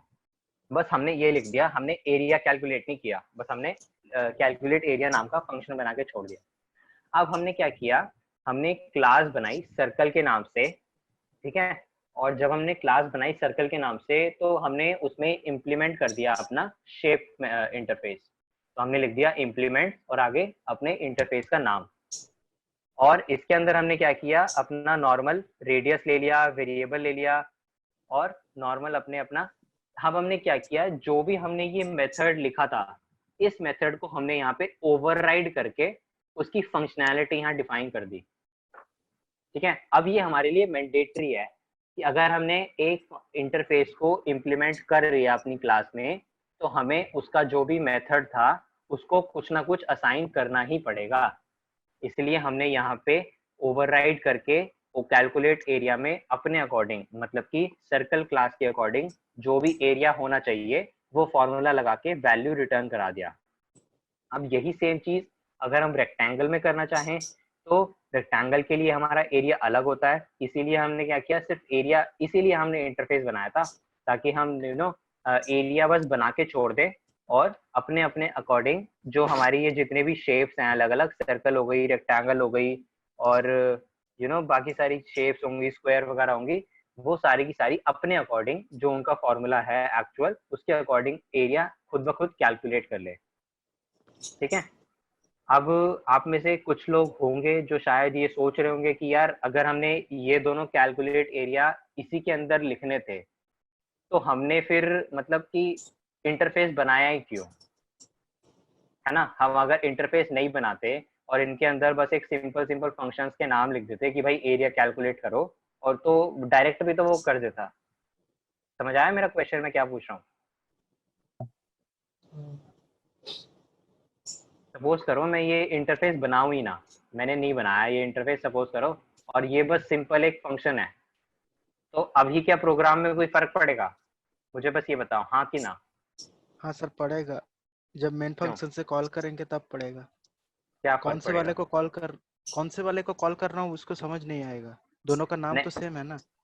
तो लेकिन दोनों क्लासेस तो अलग अलग हैं, जो दोनों के ऑब्जेक्ट्स बनेंगे वो तो दोनों तो अलग अलग बनेंगे ना। जब तुम सर्कल का ऑब्जेक्ट हाँ, बनाओगे एक तो उसको सर्कल है पता है एक कि हाँ, जब तुम सर्कल का ऑब्जेक्ट बनाओगे तो सर्कल वाला एग्जीक्यूट होगा, जब तुम रेक्टेंगल वाला बनाओगे तो रेक्टेंगल वाला एग्जीक्यूट होगा।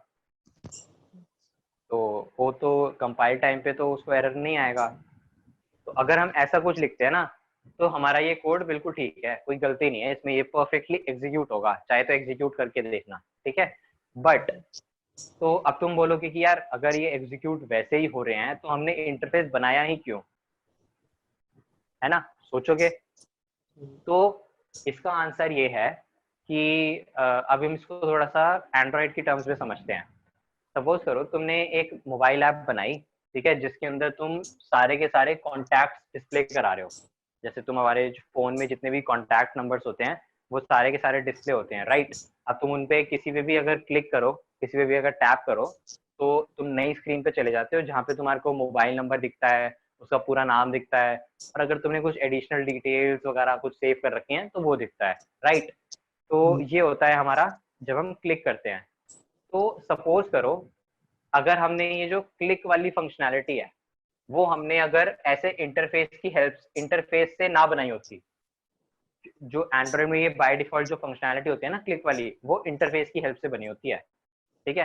तो अगर हमने इंटरफेस की हेल्प से ना बनाई होती और हर कॉन्टैक्ट के लिए हमने अलग अलग अपना ये क्लिक वाला फंक्शन लिख दिया होता कि क्लिक होने पे तुझे नई स्क्रीन खोलनी है, तो क्या होता कि भाई यूजर की मर्जी होती, मतलब ऐप डेवलपर की मर्जी होती कि अगर उसके फोन में 10 कॉन्टैक्ट्स आ रहे हैं तो वो 10 में से चाहे तो 9 पे क्लिक करवाए और 10वां ऐसे ही छोड़ दे कि अगर 10वें पे अगर क्लिक भी किया तो कुछ ना होए, और चाहे तो अगर हो सकता है 1 पे भी ना कराए, हो सकता है 10 के 10 पे कराए, हो सकता है 5 पे कराए।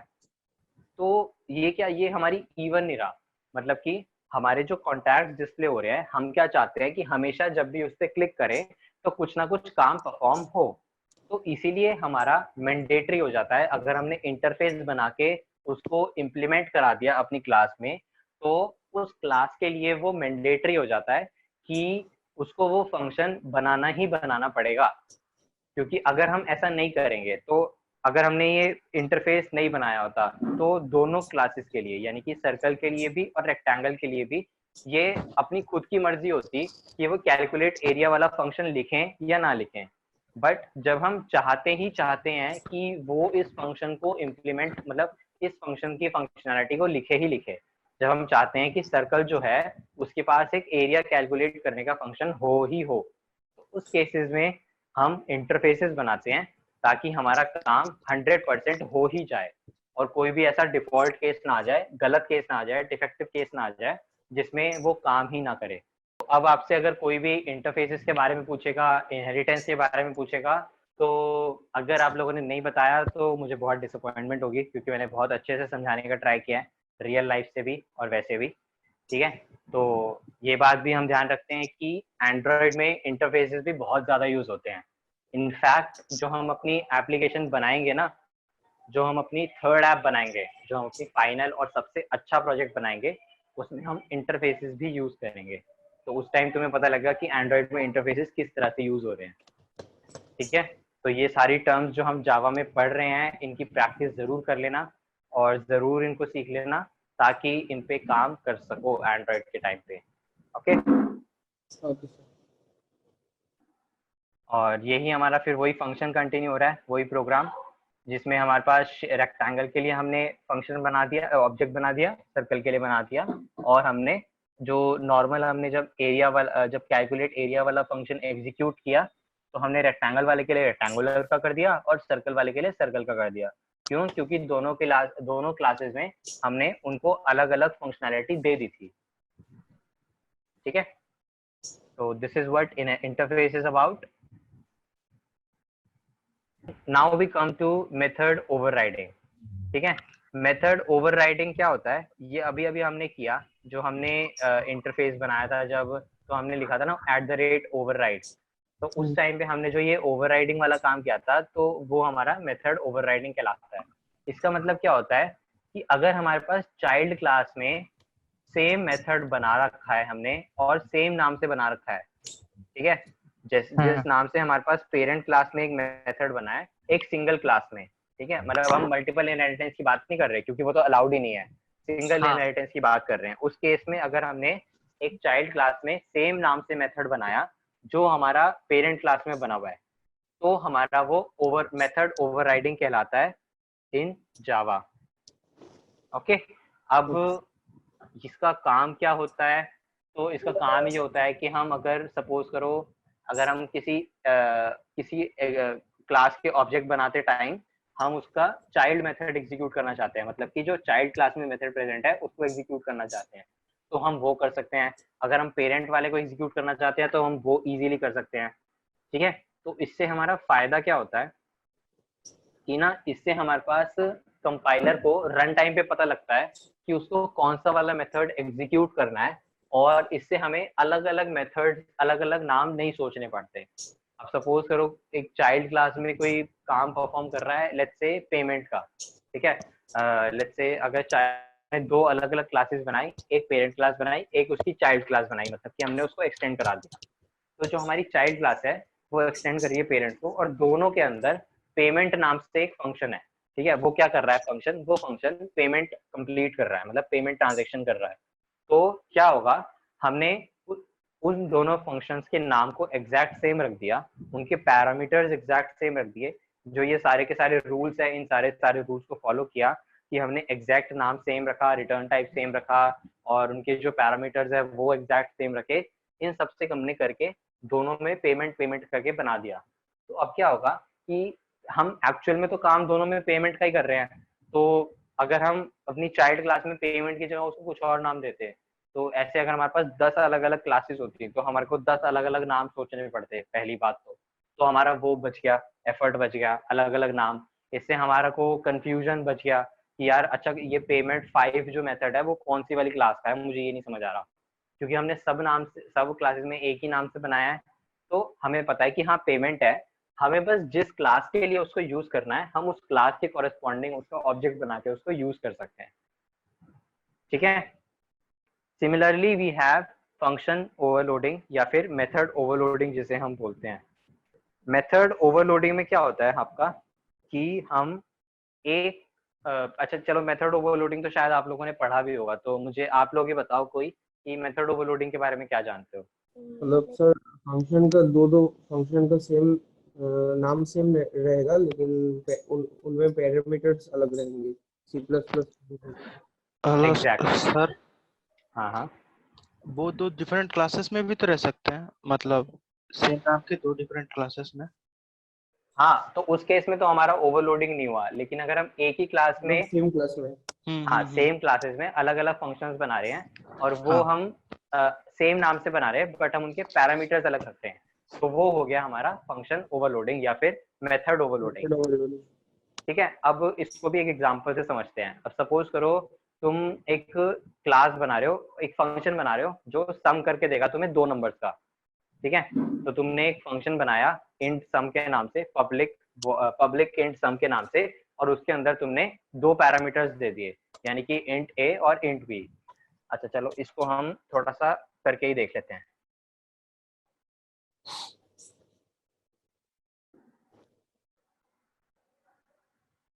तो ज्यादा बेटर समझ आ जाएगा हमें, ठीक है। लेट्स से हमारे पास फंक्शन है पब्लिक स्टैटिक इंट मेन, ओ नहीं सॉरी ऐड। इसके अंदर हमने 2 पैरामीटर्स दे दिए इंट ए और इंट बी, मतलब 2 इंटीजर्स दे दिए, और हम रिटर्न क्या करा रहे हैं ए प्लस बी। अब सपोज करो अगर हमें इंटीजर्स ना ऐड कराने होते, अगर हमें डेसिमल नंबर्स ऐड कराने होते, तो एक तो तरीका हमारे पास ये था कि यार हम ना ऐसे एक फंक्शन बनाए पब्लिक स्टैटिक डबल ऐड और डबल ऐड टू के नाम से, ठीक है, मतलब ऐड डबल ऐसे कुछ नाम दे दिया हमने, गंदा सा कुछ नाम दे दिया, और इसके अंदर हमने कुछ ऐसे ही पैरामीटर्स पास कर दिए डबल बी, ठीक है। तो या तो हम ये कर सकते थे, बट इस केस में हमारे पास क्या है कि हमें अलग अलग मेथड्स के लिए ऐसे अलग अलग नाम सोचने पड़ेंगे, तो ये ना अच्छी प्रैक्टिस नहीं होती। तो हमने क्या किया, सेम नाम से बना दिया, ठीक है। बस हमने क्या किया, उनका ना रिटर्न टाइप चेंज कर दिया या फिर हमने उनके अंदर के जो पैरामीटर्स है वो चेंज कर दिए।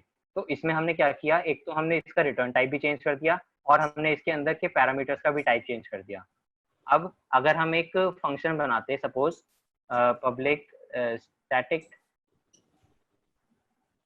लेट्स से इंट में इंट ऐड से ही बनाते हैं, लेकिन इस टाइम हम क्या करते हैं, 3 पैरामीटर्स दे देते हैं।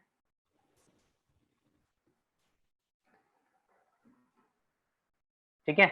तो अब क्या होगा, जब भी हम इन फंक्शंस को एग्जीक्यूट करने का ट्राई करेंगे ना, और जब भी हम वैल्यूज पास करेंगे, जैसे कि करके देखते हैं, सपोज करो हम लिखते हैं system dot out dot println। ठीक है, लेट्स से हमने ऐड फंक्शन कॉल किया और हमने पास किया 5.5 और 10.9, हमने कुछ इस तरह 10.9, तो हमने इस तरह से कुछ पास कर दिया। ठीक है, तो अब मुझे ये बताओ कौन सा वाला फंक्शन एग्जीक्यूट होगा?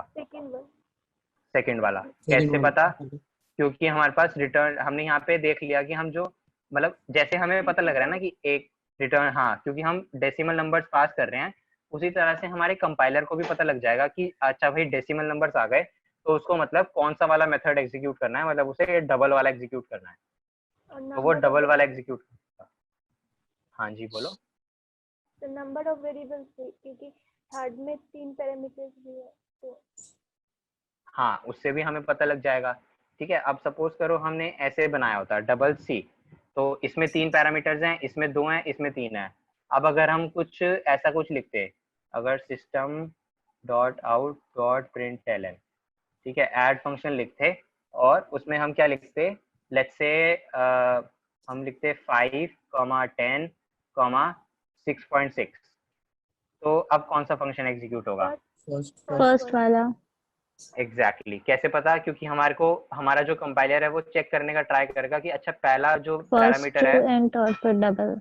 वो इंटीजर होना चाहिए, दूसरा भी इंटीजर होना चाहिए, तीसरा डबल होना चाहिए। ठीक है, तो इस तरह से हमारे यही होता है हमारे पास फंक्शन ओवरलोडिंग या फिर मेथड ओवरलोडिंग जिसे हम बोलते हैं।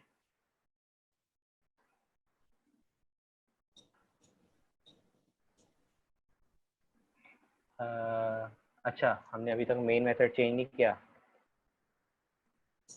पब्लिक स्टैटिक वॉइड मेन, या तो लेट्स एग्जीक्यूट इट। पहले थोड़ा सा इसको क्लियर कर लेते हैं।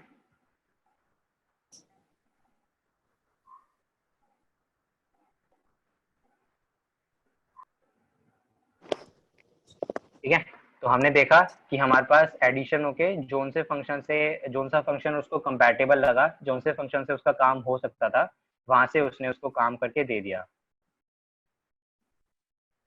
ठीक है, अच्छा यहाँ पे हमने जो रिटर्न टाइप लिखा है वो सी नहीं लिखा और इसलिए हमें गलत आंसर दिया उसने, तो हम इसको ऐसे कर देते हैं।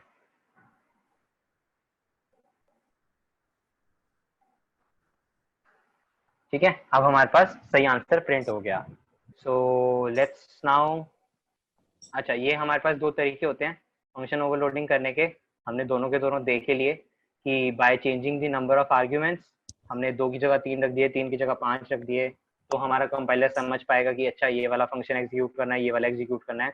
या फिर हमने उनका डेटा टाइप भी चेंज कर दिया, मतलब रिटर्न टाइप चेंज कर दिया, या फिर जो उनके पैरामीटर्स हैं उनका डेटा टाइप चेंज कर दिया, तो हमारा फंक्शन जो है वो समझ पाएगा कि अच्छा तो हमारा कंपाइलर समझ पाएगा कि हाँ यार कौन सा वाला एग्जीक्यूट करना है और कौन सा वाला नहीं करना।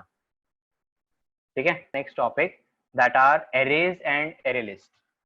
ठीक है, ये टॉपिक समझने के लिए समझने से पहले इट्स बेटर कि हम लोग जो है वो 5 मिनट जो है वो थोड़ा सा दिमाग फ्रेश करें, क्योंकि एरेज एरे लिस्ट ये कॉन्सेप्ट जो हैं वो बहुत ज़्यादा यूज होते हैं एंड्रॉयड में भी। एंड्रॉयड में मैं आपको 3 एप्लीकेशंस बनवाऊंगा अच्छे से, एंड तीनों ही एप्लीकेशंस में आपका एरे लिस्ट यूज होगा। ठीक है, तो मतलब एरे लिस्ट तो आपको अच्छे से आना ही चाहिए।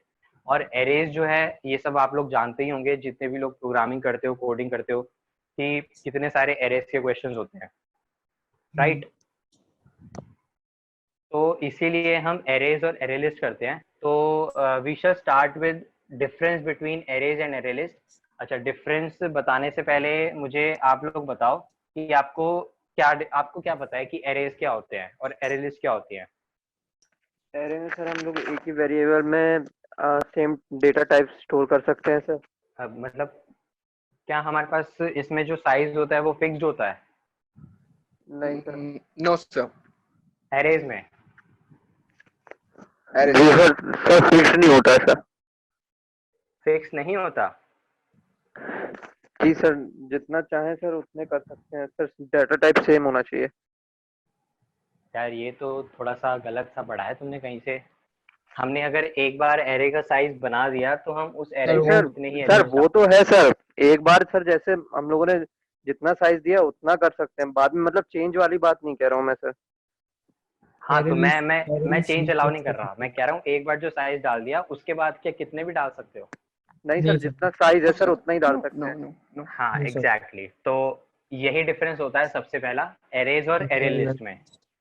ठीक है, एरेज में हमें पहले साइज स्पेसिफाई करना पड़ता है कि हमें जो अपना एरे क्रिएट करना है वो 10 साइज का क्रिएट करना है, 20 का करना है, 50 का करना है, 100 का करना है, 1000 का करना है, ये सारा साइज हमें देना पड़ता है। बट एरे लिस्ट में हमें ऐसा कुछ नहीं करना पड़ता, हमें अलग से साइज स्पेसिफाई नहीं करना पड़ता। हम बस एरे लिस्ट क्रिएट करते हैं और उसमें जितने मर्जी चाहें एलिमेंट्स डाल सकते हैं। सर ठीक एरे है, लिस्ट में डिफरेंट डेटा टाइप्स यूज कर सकते हैं ना? आप नहीं एक तरीके में नहीं कर सकते। अगर आपने इंटीजर टाइप की एरे लिस्ट बनाई है तो आप इंटीजर टाइप का ही डेटा डाल सकते हो, लेकिन वो भी मैं बताऊंगा कि अगर आपको एक से ज्यादा अगर डेटा टाइप का डेटा स्टोर करना हो तो किस तरह से कर सकते हो, वो भी मैं बताऊंगा आपको जब हम थोड़ा सा एरे लिस्ट अच्छे से डेप्थ में करेंगे। बट अभी के लिए हम ये जानना जरूरी है कि अगर हमारे पास हमने इंटीजर टाइप की एरे लिस्ट बनाई है तो हम सिर्फ इंटीजर वैल्यूज डाल सकते हैं, अगर हमने डबल टाइप की बनाई है तो हम सिर्फ डबल डाल सकते हैं, स्ट्रिंग टाइप की बनाई है तो सिर्फ स्ट्रिंग डाल सकते हैं। ऐसे ही एरेज में होता है। बट सबसे मेजर डिफरेंस क्या था कि साइज फिक्स होता है एरेज में और साइज फिक्स नहीं होता है एरे लिस्ट में। तो अब मुझे ये बताओ आप लोग कि साइज ज्यादा होता है इसका क्या फायदा होता है, मतलब क्यों चाहते हैं हम कि हमारे पास साइज हमें स्पेसिफाई ना करना पड़े? सर जब यूजर जब एंटर करेगा तो सर वो उसकी मर्जी पे डिपेंड करता है ना सर, कितने वेरिएबल्स उसको स्टोर करने हैं। इसलिए हम लोग चाहते हैं सर साइज डिक्लेयर ना करना पड़े हमें।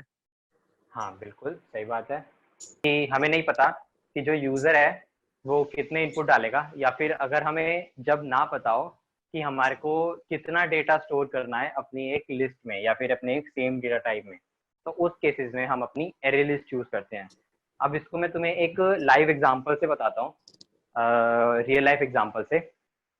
सपोज करो तुम सबके सब व्हाट्सएप यूज करते हो, राइट? हम सब व्हाट्सएप यूज करते हैं। तो व्हाट्सएप पे जो हमारे रीसेंट चैट्स होती हैं, जो हमारे पास रिसेंटली कॉन्टैक्टेड चैट्स होती हैं, तो क्या वो रीसेंट चैट्स जो हैं क्या उनका जो काउंट है वो हमारा हमेशा सेम रहता है? नहीं। एग्जैक्टली No, अगर sir. किसी न्यू कॉन्टैक्ट से आपके पास मैसेज आ गया, किसी अननोन नंबर से आपके पास मैसेज आ गया, किसी न्यू ग्रुप में ऐड हो गए या कुछ है, तो आपकी जो वो नंबर ऑफ कॉन्टैक्ट्स हैं, नंबर ऑफ रीसेंट चैट्स हैं, वो चेंज होती रहेंगी।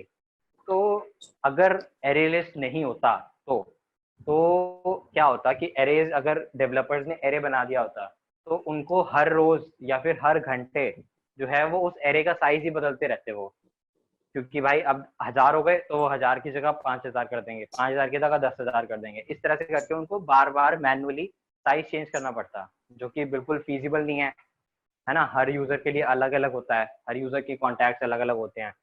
तो इसी वजह से एरे लिस्ट पिक्चर में आया, यूज में आया कि हम भाई हमें बताना ही ना पड़े यार कि कितना साइज देना है, उसको जितना डालना है जितना लेना है उतना मर्जी ले लो। ठीक है, बस जो हमारी सिस्टम की मेमोरी है, जो हमारी फोन की मेमोरी है या फिर जो हमारी कंप्यूटर की मेमोरी है, उससे बाहर नहीं जाना चाहिए। और हमें पता है कि हमारे जो सिस्टम की मेमोरीज होती हैं वो तो बहुत ज़्यादा होती हैं, तो इतना तो डेटा कभी आएगा ही नहीं। तो इसीलिए हम जो है एरे लिस्ट को बिना किसी ऑब्जेक्शन के जितना मर्जी डेटा हम चाहें उतना डेटा हम एंटर करा सकते हैं। ये सबसे बड़ा एडवांटेज है एरे लिस्ट का। ठीक है, तो यही मैंने आपको अभी बताया कि एरे लिस्ट में यही सबसे बड़ा एडवांटेज होता है कि फिक्स्ड साइज नहीं होता, डायनामिक साइज होता है। और दूसरी चीज जो सबसे इम्पोर्टेंट एरे लिस्ट में होती है वो ये कि एरे लिस्ट जो है हमारी वो जेनेरिक होती है। जेनेरिक का मतलब पता है किसी को? जेनेरिक का मतलब होता है कि हम जो अपनी लिस्ट बनाएंगे ना, वो हम किसी भी टाइप की बना सकते हैं। मतलब कि अगर हम चाहें तो अपनी लिस्ट एक क्लास के टाइप की भी बना सकते हैं, मतलब कि एक ऑब्जेक्ट के टाइप की भी बना सकते हैं। ठीक है, सिर्फ जरूरी नहीं है कि अगर हम देखो, अगर हम अपना नॉर्मल एरेज बना रहे हैं तो हमें पता है एरेज या तो हम इंटीजर बना सकते हैं, या फ्लोट बना सकते हैं, या डबल बना सकते हैं, या बूलियन बना सकते हैं, इन तरह के बना सकते हैं। ठीक है, या इसके अलावा जो हमारे इनबिल्ट और टाइप्स होते हैं उन तरह के बना सकते हैं। बट लिस्ट में और जो हमारा कलेक्शंस का बाकी जितना पार्ट होता है, कलेक्शंस क्या होता है, कैसे यूज करते हैं, वो सब भी मैं बताऊंगा। बट कलेक्शंस का हमारा जो पार्ट होता है, जितना भी कुछ काम होता है, वो हमारा सारे के सारे जेनेरिक होते हैं। कैसे पता कि जेनेरिक होते हैं? क्योंकि जिस भी आपको इनबिल्ट फंक्शन टाइप के आगे ये ऐसे ब्रैकेट्स दिख जाएं, ओपन टैग्स और क्लोज टैग्स दिख जाएं, तो मतलब समझ जाना ये जेनेरिक है जावा में। ठीक है, समझे? अब ऐसा क्यों होता है? जो तुम अभी मुझसे पूछ रहे थे ना कि अगर हमें अलग अलग टाइप डेटा टाइप की अगर वैल्यूज लेनी है, सेव करनी है अपनी एरे लिस्ट में, तो हम कैसे करेंगे? तो उसको सेव करने के लिए तुम क्या कर सकते हो, तुम एक क्लास बना सकते हो। ठीक है, उस क्लास के अंदर तुम इंटीजर भी रख सकते हो, मतलब वो सारे डेटा टाइप रख सकते हो जो तुम्हें अपनी एरे लिस्ट में रखने हैं। ठीक है, अगर सपोज करो तुम्हें इंटीजर और स्ट्रिंग दोनों चीजें रखनी है, तो तुमने क्या किया, एक क्लास बनाई जिसमें तुमने इंटीजर वेरिएबल और स्ट्रिंग वेरिएबल रख दिया। अब तुम जो अपनी लिस्ट क्रिएट कर सकते हो, वो तुम अपनी उस क्लास के ऑब्जेक्ट के टाइप की क्रिएट कर सकते हो। तो अब तुम्हारी जो एरे लिस्ट जनरेट होगी ना, वो तुम्हारी ऑब्जेक्ट्स की लिस्ट जनरेट होगी, instead of creating a list of primitive data types या फिर इंटीजर, फ्लोट, इन सब के टाइप की जगह हमारी वो ऑब्जेक्ट के टाइप्स की डिक्लेयर होगी।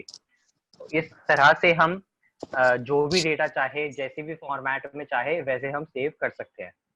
ठीक है, अब आंसर मिला तुम्हें कि हम कैसे सेव कर सकते हैं मल्टीपल टाइप का डेटा। ठीक है, इसीलिए हमारे पास एरे लिस्ट आया था, क्योंकि एक तो वो रिसाइजेबल होता है और वो जेनेरिक होता है, जिसकी वजह से हम उसमें जो मर्जी टाइप का डेटा चाहे हम उसका ऑब्जेक्ट क्रिएट करके उसकी क्लासेस बना के उसको देन यूज करें। और ये जो कॉन्सेप्ट है ना ये एरे लिस्ट का, जिसमें हम क्लासेस का ऑब्जेक्ट बना के उसकी एरे लिस्ट बना रहे हैं, ये एकदम अच्छे से दिमाग में फिट कर लेना। क्योंकि हम जो जितने भी प्रैक्टिस करेंगे एंड्रॉइड में, जितनी भी हम एप्स बनाएंगे, उन सब एप्स में मैं अगर 3 एप्स बनाऊंगा तो तीनों की तीनों एप्स में हम एक या एक से ज्यादा ऐसी एरे लिस्ट यूज करेंगे ही करेंगे जिसमें हम क्लासेस की एरे लिस्ट बनाएंगे, मतलब क्लासेस के ऑब्जेक्ट की लिस्ट बनाएंगे। तो चाहे कहीं से भी तुम पढ़ो या फिर पढ़ना चाहो, ऑनलाइन ट्यूटोरियल देखो या कोई ऑनलाइन क्वेश्चंस करने हैं ऐसे क्लासेस के ऑब्जेक्ट की एरे लिस्ट के, तो वो कहीं से भी प्रैक्टिस कर सकते हो। बट उनको करना जरूर, क्योंकि हम एंड्रॉइड में यूज करेंगे और कई बार ऐसे चांसेस होते हैं कि कई स्टूडेंट्स को या फिर कई बार हम जो है वो कंफ्यूज हो जाते हैं कि हम ये बना क्या रहे हैं, मुझे समझ ही नहीं आ रहा। ठीक है, तो एरे लिस्ट जो होती है हमारी वो डायनामिक होती है, ये हमने जान लिया। जेनेरिक होती है, ये हमने जान लिया। और एरे लिस्ट हम अगर हमें एरे लिस्ट क्रिएट करनी हो तो उसका हमारे पास सिंटैक्स क्या होता है? अब एरेज लिखने का तो सिंटैक्स हमें सिंपल पता है, इंट और स्क्वायर ब्रैकेट लगाए और एरे का नाम लिखा और इक्वल्स टू न्यू इंट देके हमने उसका साइज स्पेसिफाई कर दिया, है ना? ये चीज तो सब जानते हैं हम।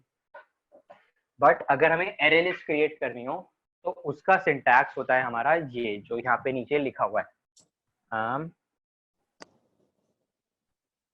ये वाला। ये होती है हमारी एरे लिस्ट लिखने का तरीका, मतलब इनिशियलाइज करने का तरीका। जैसे हमने एरेज को यहाँ पे इनिशियलाइज किया, वैसे ही हम लिस्ट को भी इस तरह से इनिशियलाइज कर सकते हैं। और जैसे हम एरे लिस्ट, जैसे हम एरेज के अंदर वैल्यूज डालते हैं, जैसे ARR of i equals to i, अगर हमें लिस्ट में अपनी वैल्यूज डालनी हो तो हम फंक्शन यूज करते हैं ऐड, डॉट ऐड। ऐड का मतलब वो वैल्यू उसके अंदर ऐड कर दो। ठीक है, समझ आया? अब एरे लिस्ट के कुछ इंपॉर्टेंट बातें जो आप लोगों से इंटरव्यूज में पूछ सकते हैं, अगर एरे लिस्ट से रिलेटेड कोई क्वेश्चन पूछेंगे तो। क्योंकि मुझसे तो एक इंटरव्यू में पूछा था पहले, काफी पहले, कि अगर मतलब मुझसे ना ये वाला फॉर्मूला पूछा था एक्चुअली, ये जो फॉर्मूला है कि किस तरह से एरे लिस्ट की जो कैपेसिटी होती है या उसका साइज होता है वो किस तरह से डिपेंडेंट होता है, तो अभी मैं बताता हूँ कैसे होता है।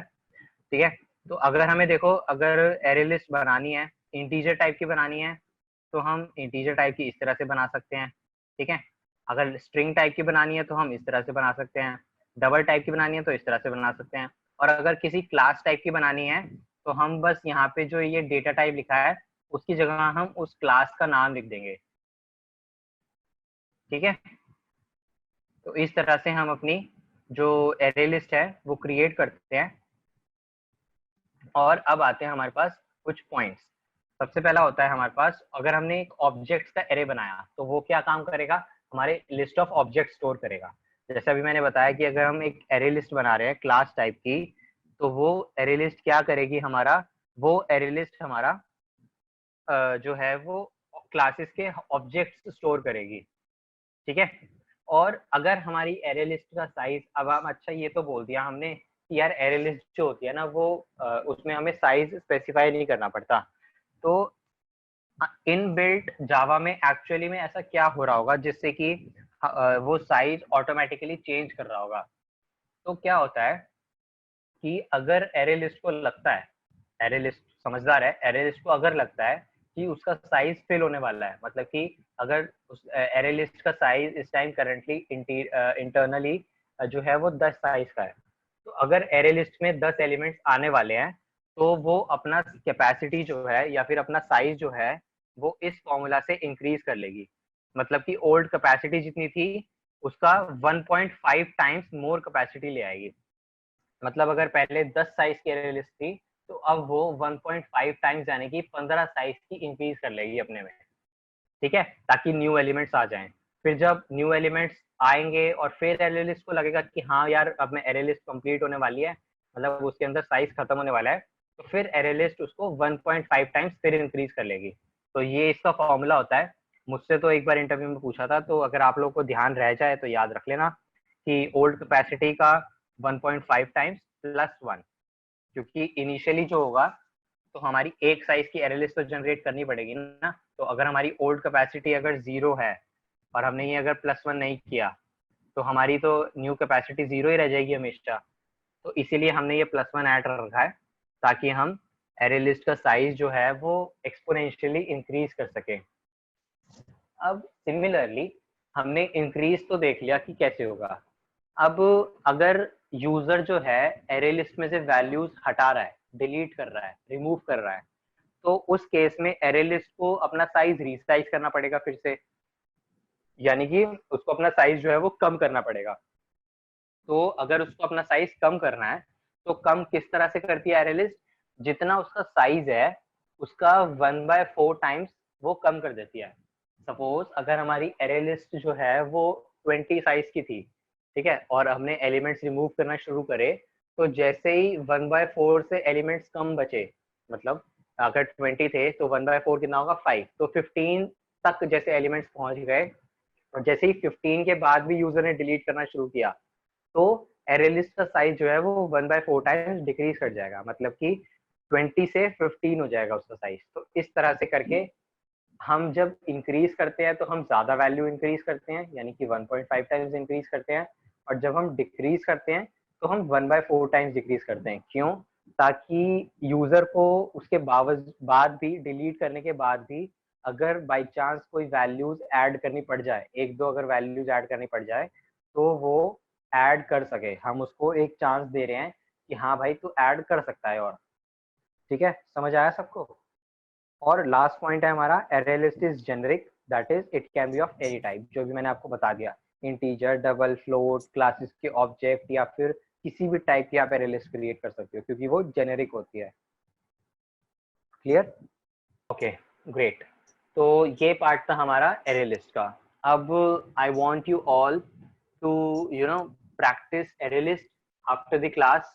एरे लिस्ट के काफी सारे क्वेश्चंस करके देखना, बेसिक क्वेश्चंस करके देखना, एरे लिस्ट में ऐड कैसे करते हैं, रिमूव कैसे करते हैं, और जैसे हम एरेज में डेटा स्टोर कर रहे हैं वैसे ही अगर हमें एरे लिस्ट में स्टोर करना होता तो हम कैसे करते हैं। तो ये सारी चीजें जो है आफ्टर क्लास प्रैक्टिस जरूर करके देखना, क्योंकि काफी ज्यादा हेल्पफुल होगा आप लोगों के लिए। Not only in Android but अगर आप प्रोग्रामिंग कर रहे हो जावा में तो एरे लिस्ट जो है वो बहुत फ्रीक्वेंटली हेल्पफुल होता है आपके लिए। और आई बेट कि अगर आप किसी भी इंटरव्यू में बैठोगे, ठीक है, और कोई भी इंटरव्यू दोगे अगर, और उसमें अगर आप कोडिंग के इंटरव्यू में बैठोगे एक्चुअली, तो उसमें आपको एरे लिस्ट का यूज करना ही करना पड़ेगा किसी ना किसी क्वेश्चन में जितने आपसे पूछ रहे हैं। तो array list are super useful and they are damn easy, so you all must go through this once after the class. Okay, now we have this topic that is collections. Collections का मतलब क्या होता है? जैसे हमारे पास, अच्छा ये बताओ मुझे, C++ कौन जानता है यहाँ पे से? आप सब में से कौन कौन C++ जानता है? तो कभी तुमने C++ या C में STL सुना है, स्टैंडर्ड टेम्पलेट लाइब्रेरी? ठीक है, अच्छा ये बताओ कि तुमने searching, sorting, binary search, linear search? Yes sir, yes sir. हाँ ये पता है। पता है सर। ठीक है, ये सब तुमने सुना है। सॉर्ट फंक्शन भी सुना होगा कि सॉर्ट कर सकते हैं हम जिससे एरेज को। जी जी जी yes sir, Yes, sir. Bubble sorting वगैरह इसमें। यस हाँ सर। एग्जैक्टली ये सारी चीजें तुम जानते हो। तो अब ना मतलब बाद में जब थोड़ा सा जानने का अगर और मन करे, देखना कि ना तुम जो ये सॉर्टिंग की जो अलग अलग एल्गोरिदम्स लिखते हो ना, जैसे मर्ज सॉर्ट का पूरा कोड लिखते हो, बबल सॉर्ट का पूरा कोड लिखते हो, तो ये सारे जो फंक्शंस हैं वो इनबिल्ट प्रोवाइड कर रखे हैं हमारे पास इन प्रोग्रामिंग लैंग्वेजेस ने, कि हम डायरेक्टली सॉर्ट कर सकते हैं बिना अपना वो सारा का सारा कोड लिखे। अगर हम अपना कोई क्वेश्चन सॉल्व कर रहे हैं कोडिंग का, हम इजीली उसको सॉर्ट कर सकते हैं। इनबिल्ट हमारे पास ऐसे प्रिविलेजेस हैं, मतलब कि कंपाइलर्स ने, डेवलपर्स ने हमें ऑलरेडी ऐसा फंक्शंस प्रोवाइड कर रखे हैं कि बस हमने फंक्शन लगाया और हमारा वो सॉर्ट हो गया।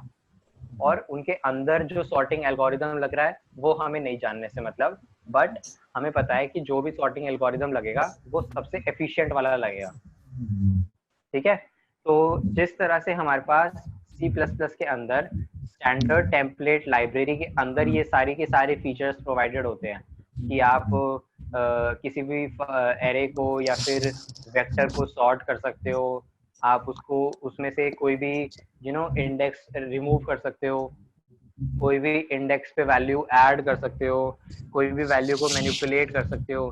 तो ये सारी की सारी चीजें जो हम C++ में STL से करते हैं, यानी कि स्टैंडर्ड टेम्पलेट लाइब्रेरी, जावा में हमारा वही सारा काम कलेक्शंस के थ्रू होता है। ठीक है, कलेक्शन, अच्छा ये बात मैं बता देता हूँ कि अगर आपके आसपास और कोई ऐसा हो जो जावा जानता हो, तो उनमें से आई बेट बहुत कम ऐसे लोग होंगे जिनको कलेक्शंस अच्छी तरह आता हो। और टू बी फ्रैंक, कलेक्शंस जो है वो जावा का सबसे इम्पोर्टेंट टॉपिक है। मतलब अगर तुम्हें जावा में कलेक्शंस आता है तो तुम्हें मतलब समझ लो कि इतनी जावा आती है कि तुम किसी कंपनी में बैठ सकते हो। ठीक है, तो अब जानते हैं कि कलेक्शंस में एक्चुअली में होता क्या है।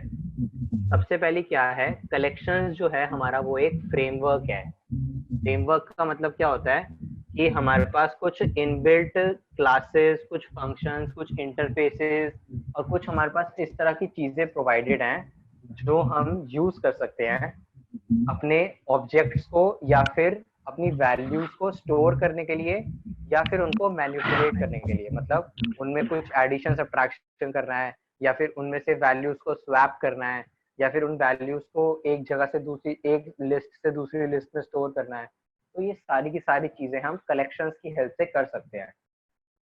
ठीक है, और कलेक्शंस में हमारे पास जितने भी ये फंक्शंस होते हैं ना, जैसे सर्चिंग, सॉर्टिंग, इंसर्टिंग, या फिर मैनिपुलेट करना या डिलीट करना, ये सारे के सारे जो कोड है या जो सारी की सारी फंक्शनैलिटी हैं वो इनबिल्ट प्रोवाइडेड होती है।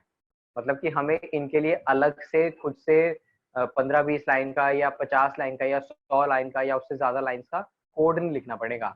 हम बस ये डायरेक्टली कलेक्शंस का यूज करेंगे और हम उसकी हेल्प से सारा का सारा काम अपना इजीली कर देंगे। इसीलिए कलेक्शंस बनाया गया था ताकि जो जितने भी जावा के डेवलपर्स हैं उनके लिए सारा का सारा काम जो है वो बहुत इजी हो जाए और बहुत ज्यादा फास्ट हो जाए। ठीक है, इसीलिए कलेक्शंस करना सारे डेवलपर्स के लिए और सब प्रोग्रामर्स के लिए बहुत जरूरी होता है और बहुत अच्छा होता है। ठीक है, तो कलेक्शंस में हमारे पास ये एक फ्लो चार्ट है, ठीक है। ये फ्लो चार्ट में हमारे पास जितने भी ब्लू कलर से बॉक्सेस बने हुए हैं वो सारे के सारे हमारे पास इंटरफेसेस हैं, और जितने भी हमारे पास ग्रीन कलर से बने हुए हैं वो सारे के सारे हमारे पास क्या हैं, क्लासेस हैं। तो मैंने आपको बताया था कि जितनी क्लासेस होती हैं, एक क्लास दूसरी क्लास को एक्सटेंड करती है, एक क्लास दूसरे इंटरफेस को इम्प्लीमेंट करती है, एक इंटरफेस दूसरे इंटरफेस को क्या करता है, बताओ। Extend. एग्जैक्टली एक इंटरफेस दूसरे इंटरफेस को एक्सटेंड करता है, ठीक है। तो ये सारा हमारे पास फ्लो चार्ट है, ये हमारे पास हायरार्की है जो आप लोगों को अगर याद हो जाए, वैसे तो कोई याद जल्दी से नहीं हो पाती किसी को, लेकिन अगर आपको याद हो जाए तो आपको काफ़ी हद तक आइडिया क्लियर हो जाएगा कि आप कलेक्शंस में जो कुछ भी यूज़ कर रहे हो, अगर आप सेट यूज़ कर रहे हो, अगर आप हैश मैप यूज़ कर रहे हो, अगर आप एरे लिस्ट यूज़ कर रहे हो, अगर आप स्टैक क्यू यूज़ कर रहे हो, अगर आप लिंक लिस्ट यूज़ कर रहे हो, तो वो क्या है, वो एक्चुअल में एक क्लास है या फिर एक इंटरफेस है, और उनकी पेरेंट क्लासेस क्या है या उनका पेरेंट इंटरफेस कौन सा है, ठीक है। तो हमने देखा कि टॉप पे हमारा जो इंटरफेस है, मतलब जो सबका पेरेंट है, वो क्या है, हमारा आई ट्रेबल। अब मुझे ये बताओ आई ट्रेबल का इंग्लिश मीनिंग क्या मालूम है, मतलब क्या लगता है आई ट्रेबल का इंग्लिश मीनिंग क्या होता होगा? सर सीक्वेंस वाइज सॉल्व करना है, फिर उसको जैसे कंपाइलर इटरेशन करता है। हाँ, आई ट्रेबल का मतलब होगा आइट्रेट करना, मतलब कि ट्रेवर्स कर पाना, एक जगह से दूसरी जगह जा पाना, ठीक है, यही मतलब होता है आई ट्रेबल का। और आई ट्रेबल मतलब क्या है कि जो आइट्रेट कर सके, है ना, यही मतलब हुआ। आइट्रेट का मतलब तो होता है एक जगह से दूसरी जगह जाना, यानी ट्रेवर्स करना, ट्रेवल करना। और आइट्रेबल का मतलब क्या हुआ, जिसको हम आइट्रेट कर सकते हैं, है ना, यही मतलब हुआ ना, ठीक है। अब हम जानते हैं कि हमारा जो आइट्रेबल है वो टॉप पे क्यों है। आइट्रेबल हमारा टॉप पे मतलब कि सबका पेरेंट इसीलिए है क्योंकि हम चाहते हैं कि हम जो भी क्लासेस बनाए कलेक्शंस की हेल्प से, जो भी क्लासेस को यूज करें या जो भी इंटरफेसेस को यूज करें, वो सारे के सारे हमारे आइट्रेबल हो, मतलब कि हम उनके अंदर ट्रैवल कर पाए।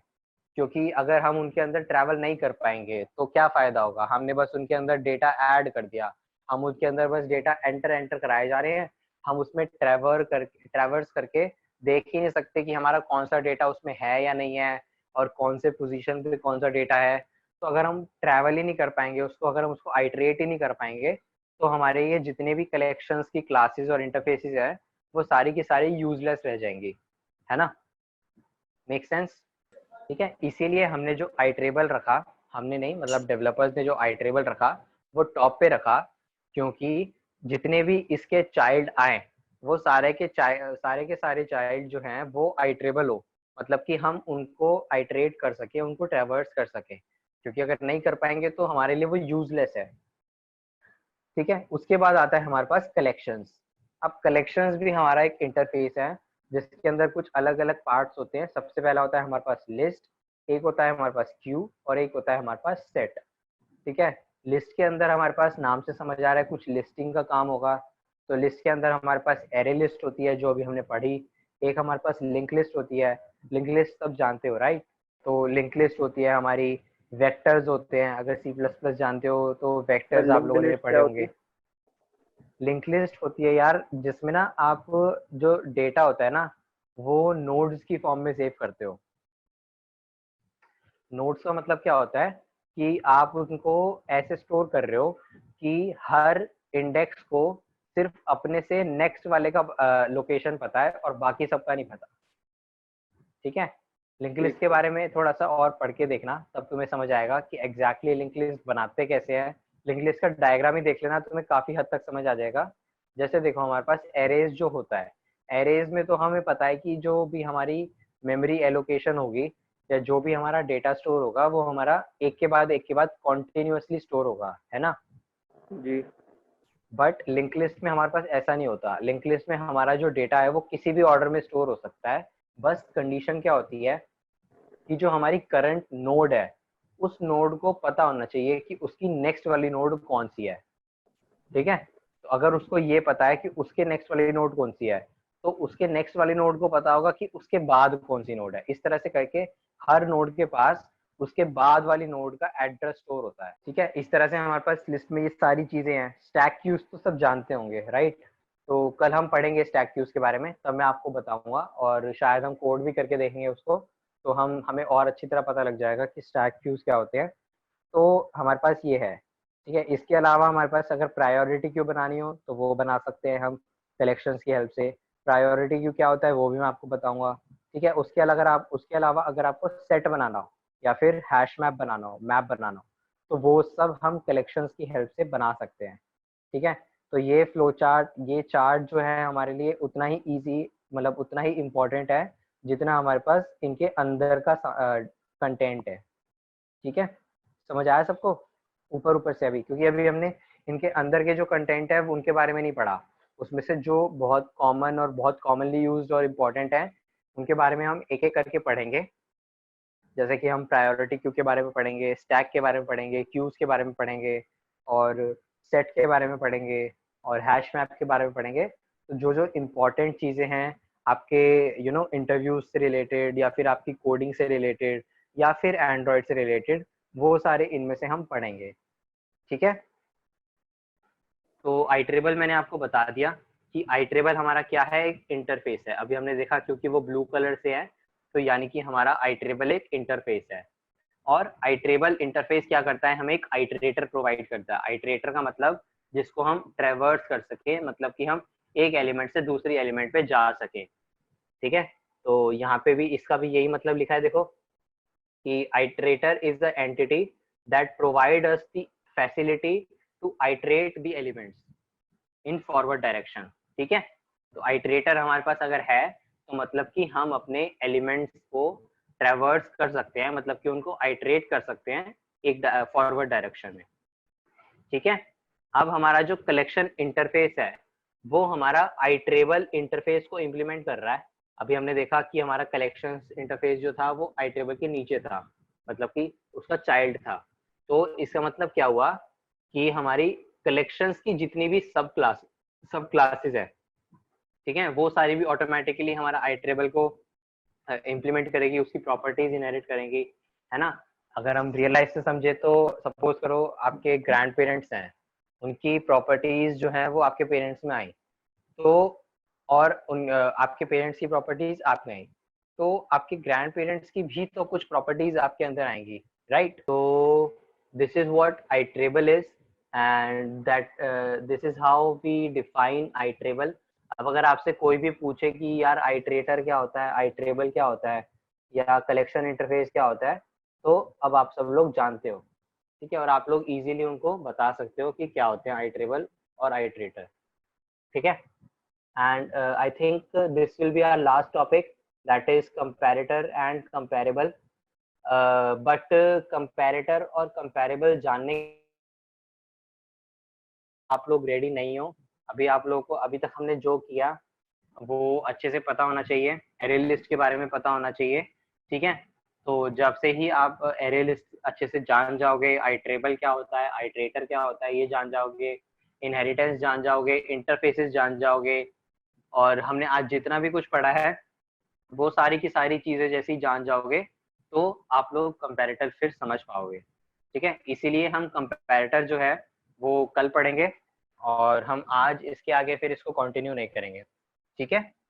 Okay, that's it for today, thank you guys.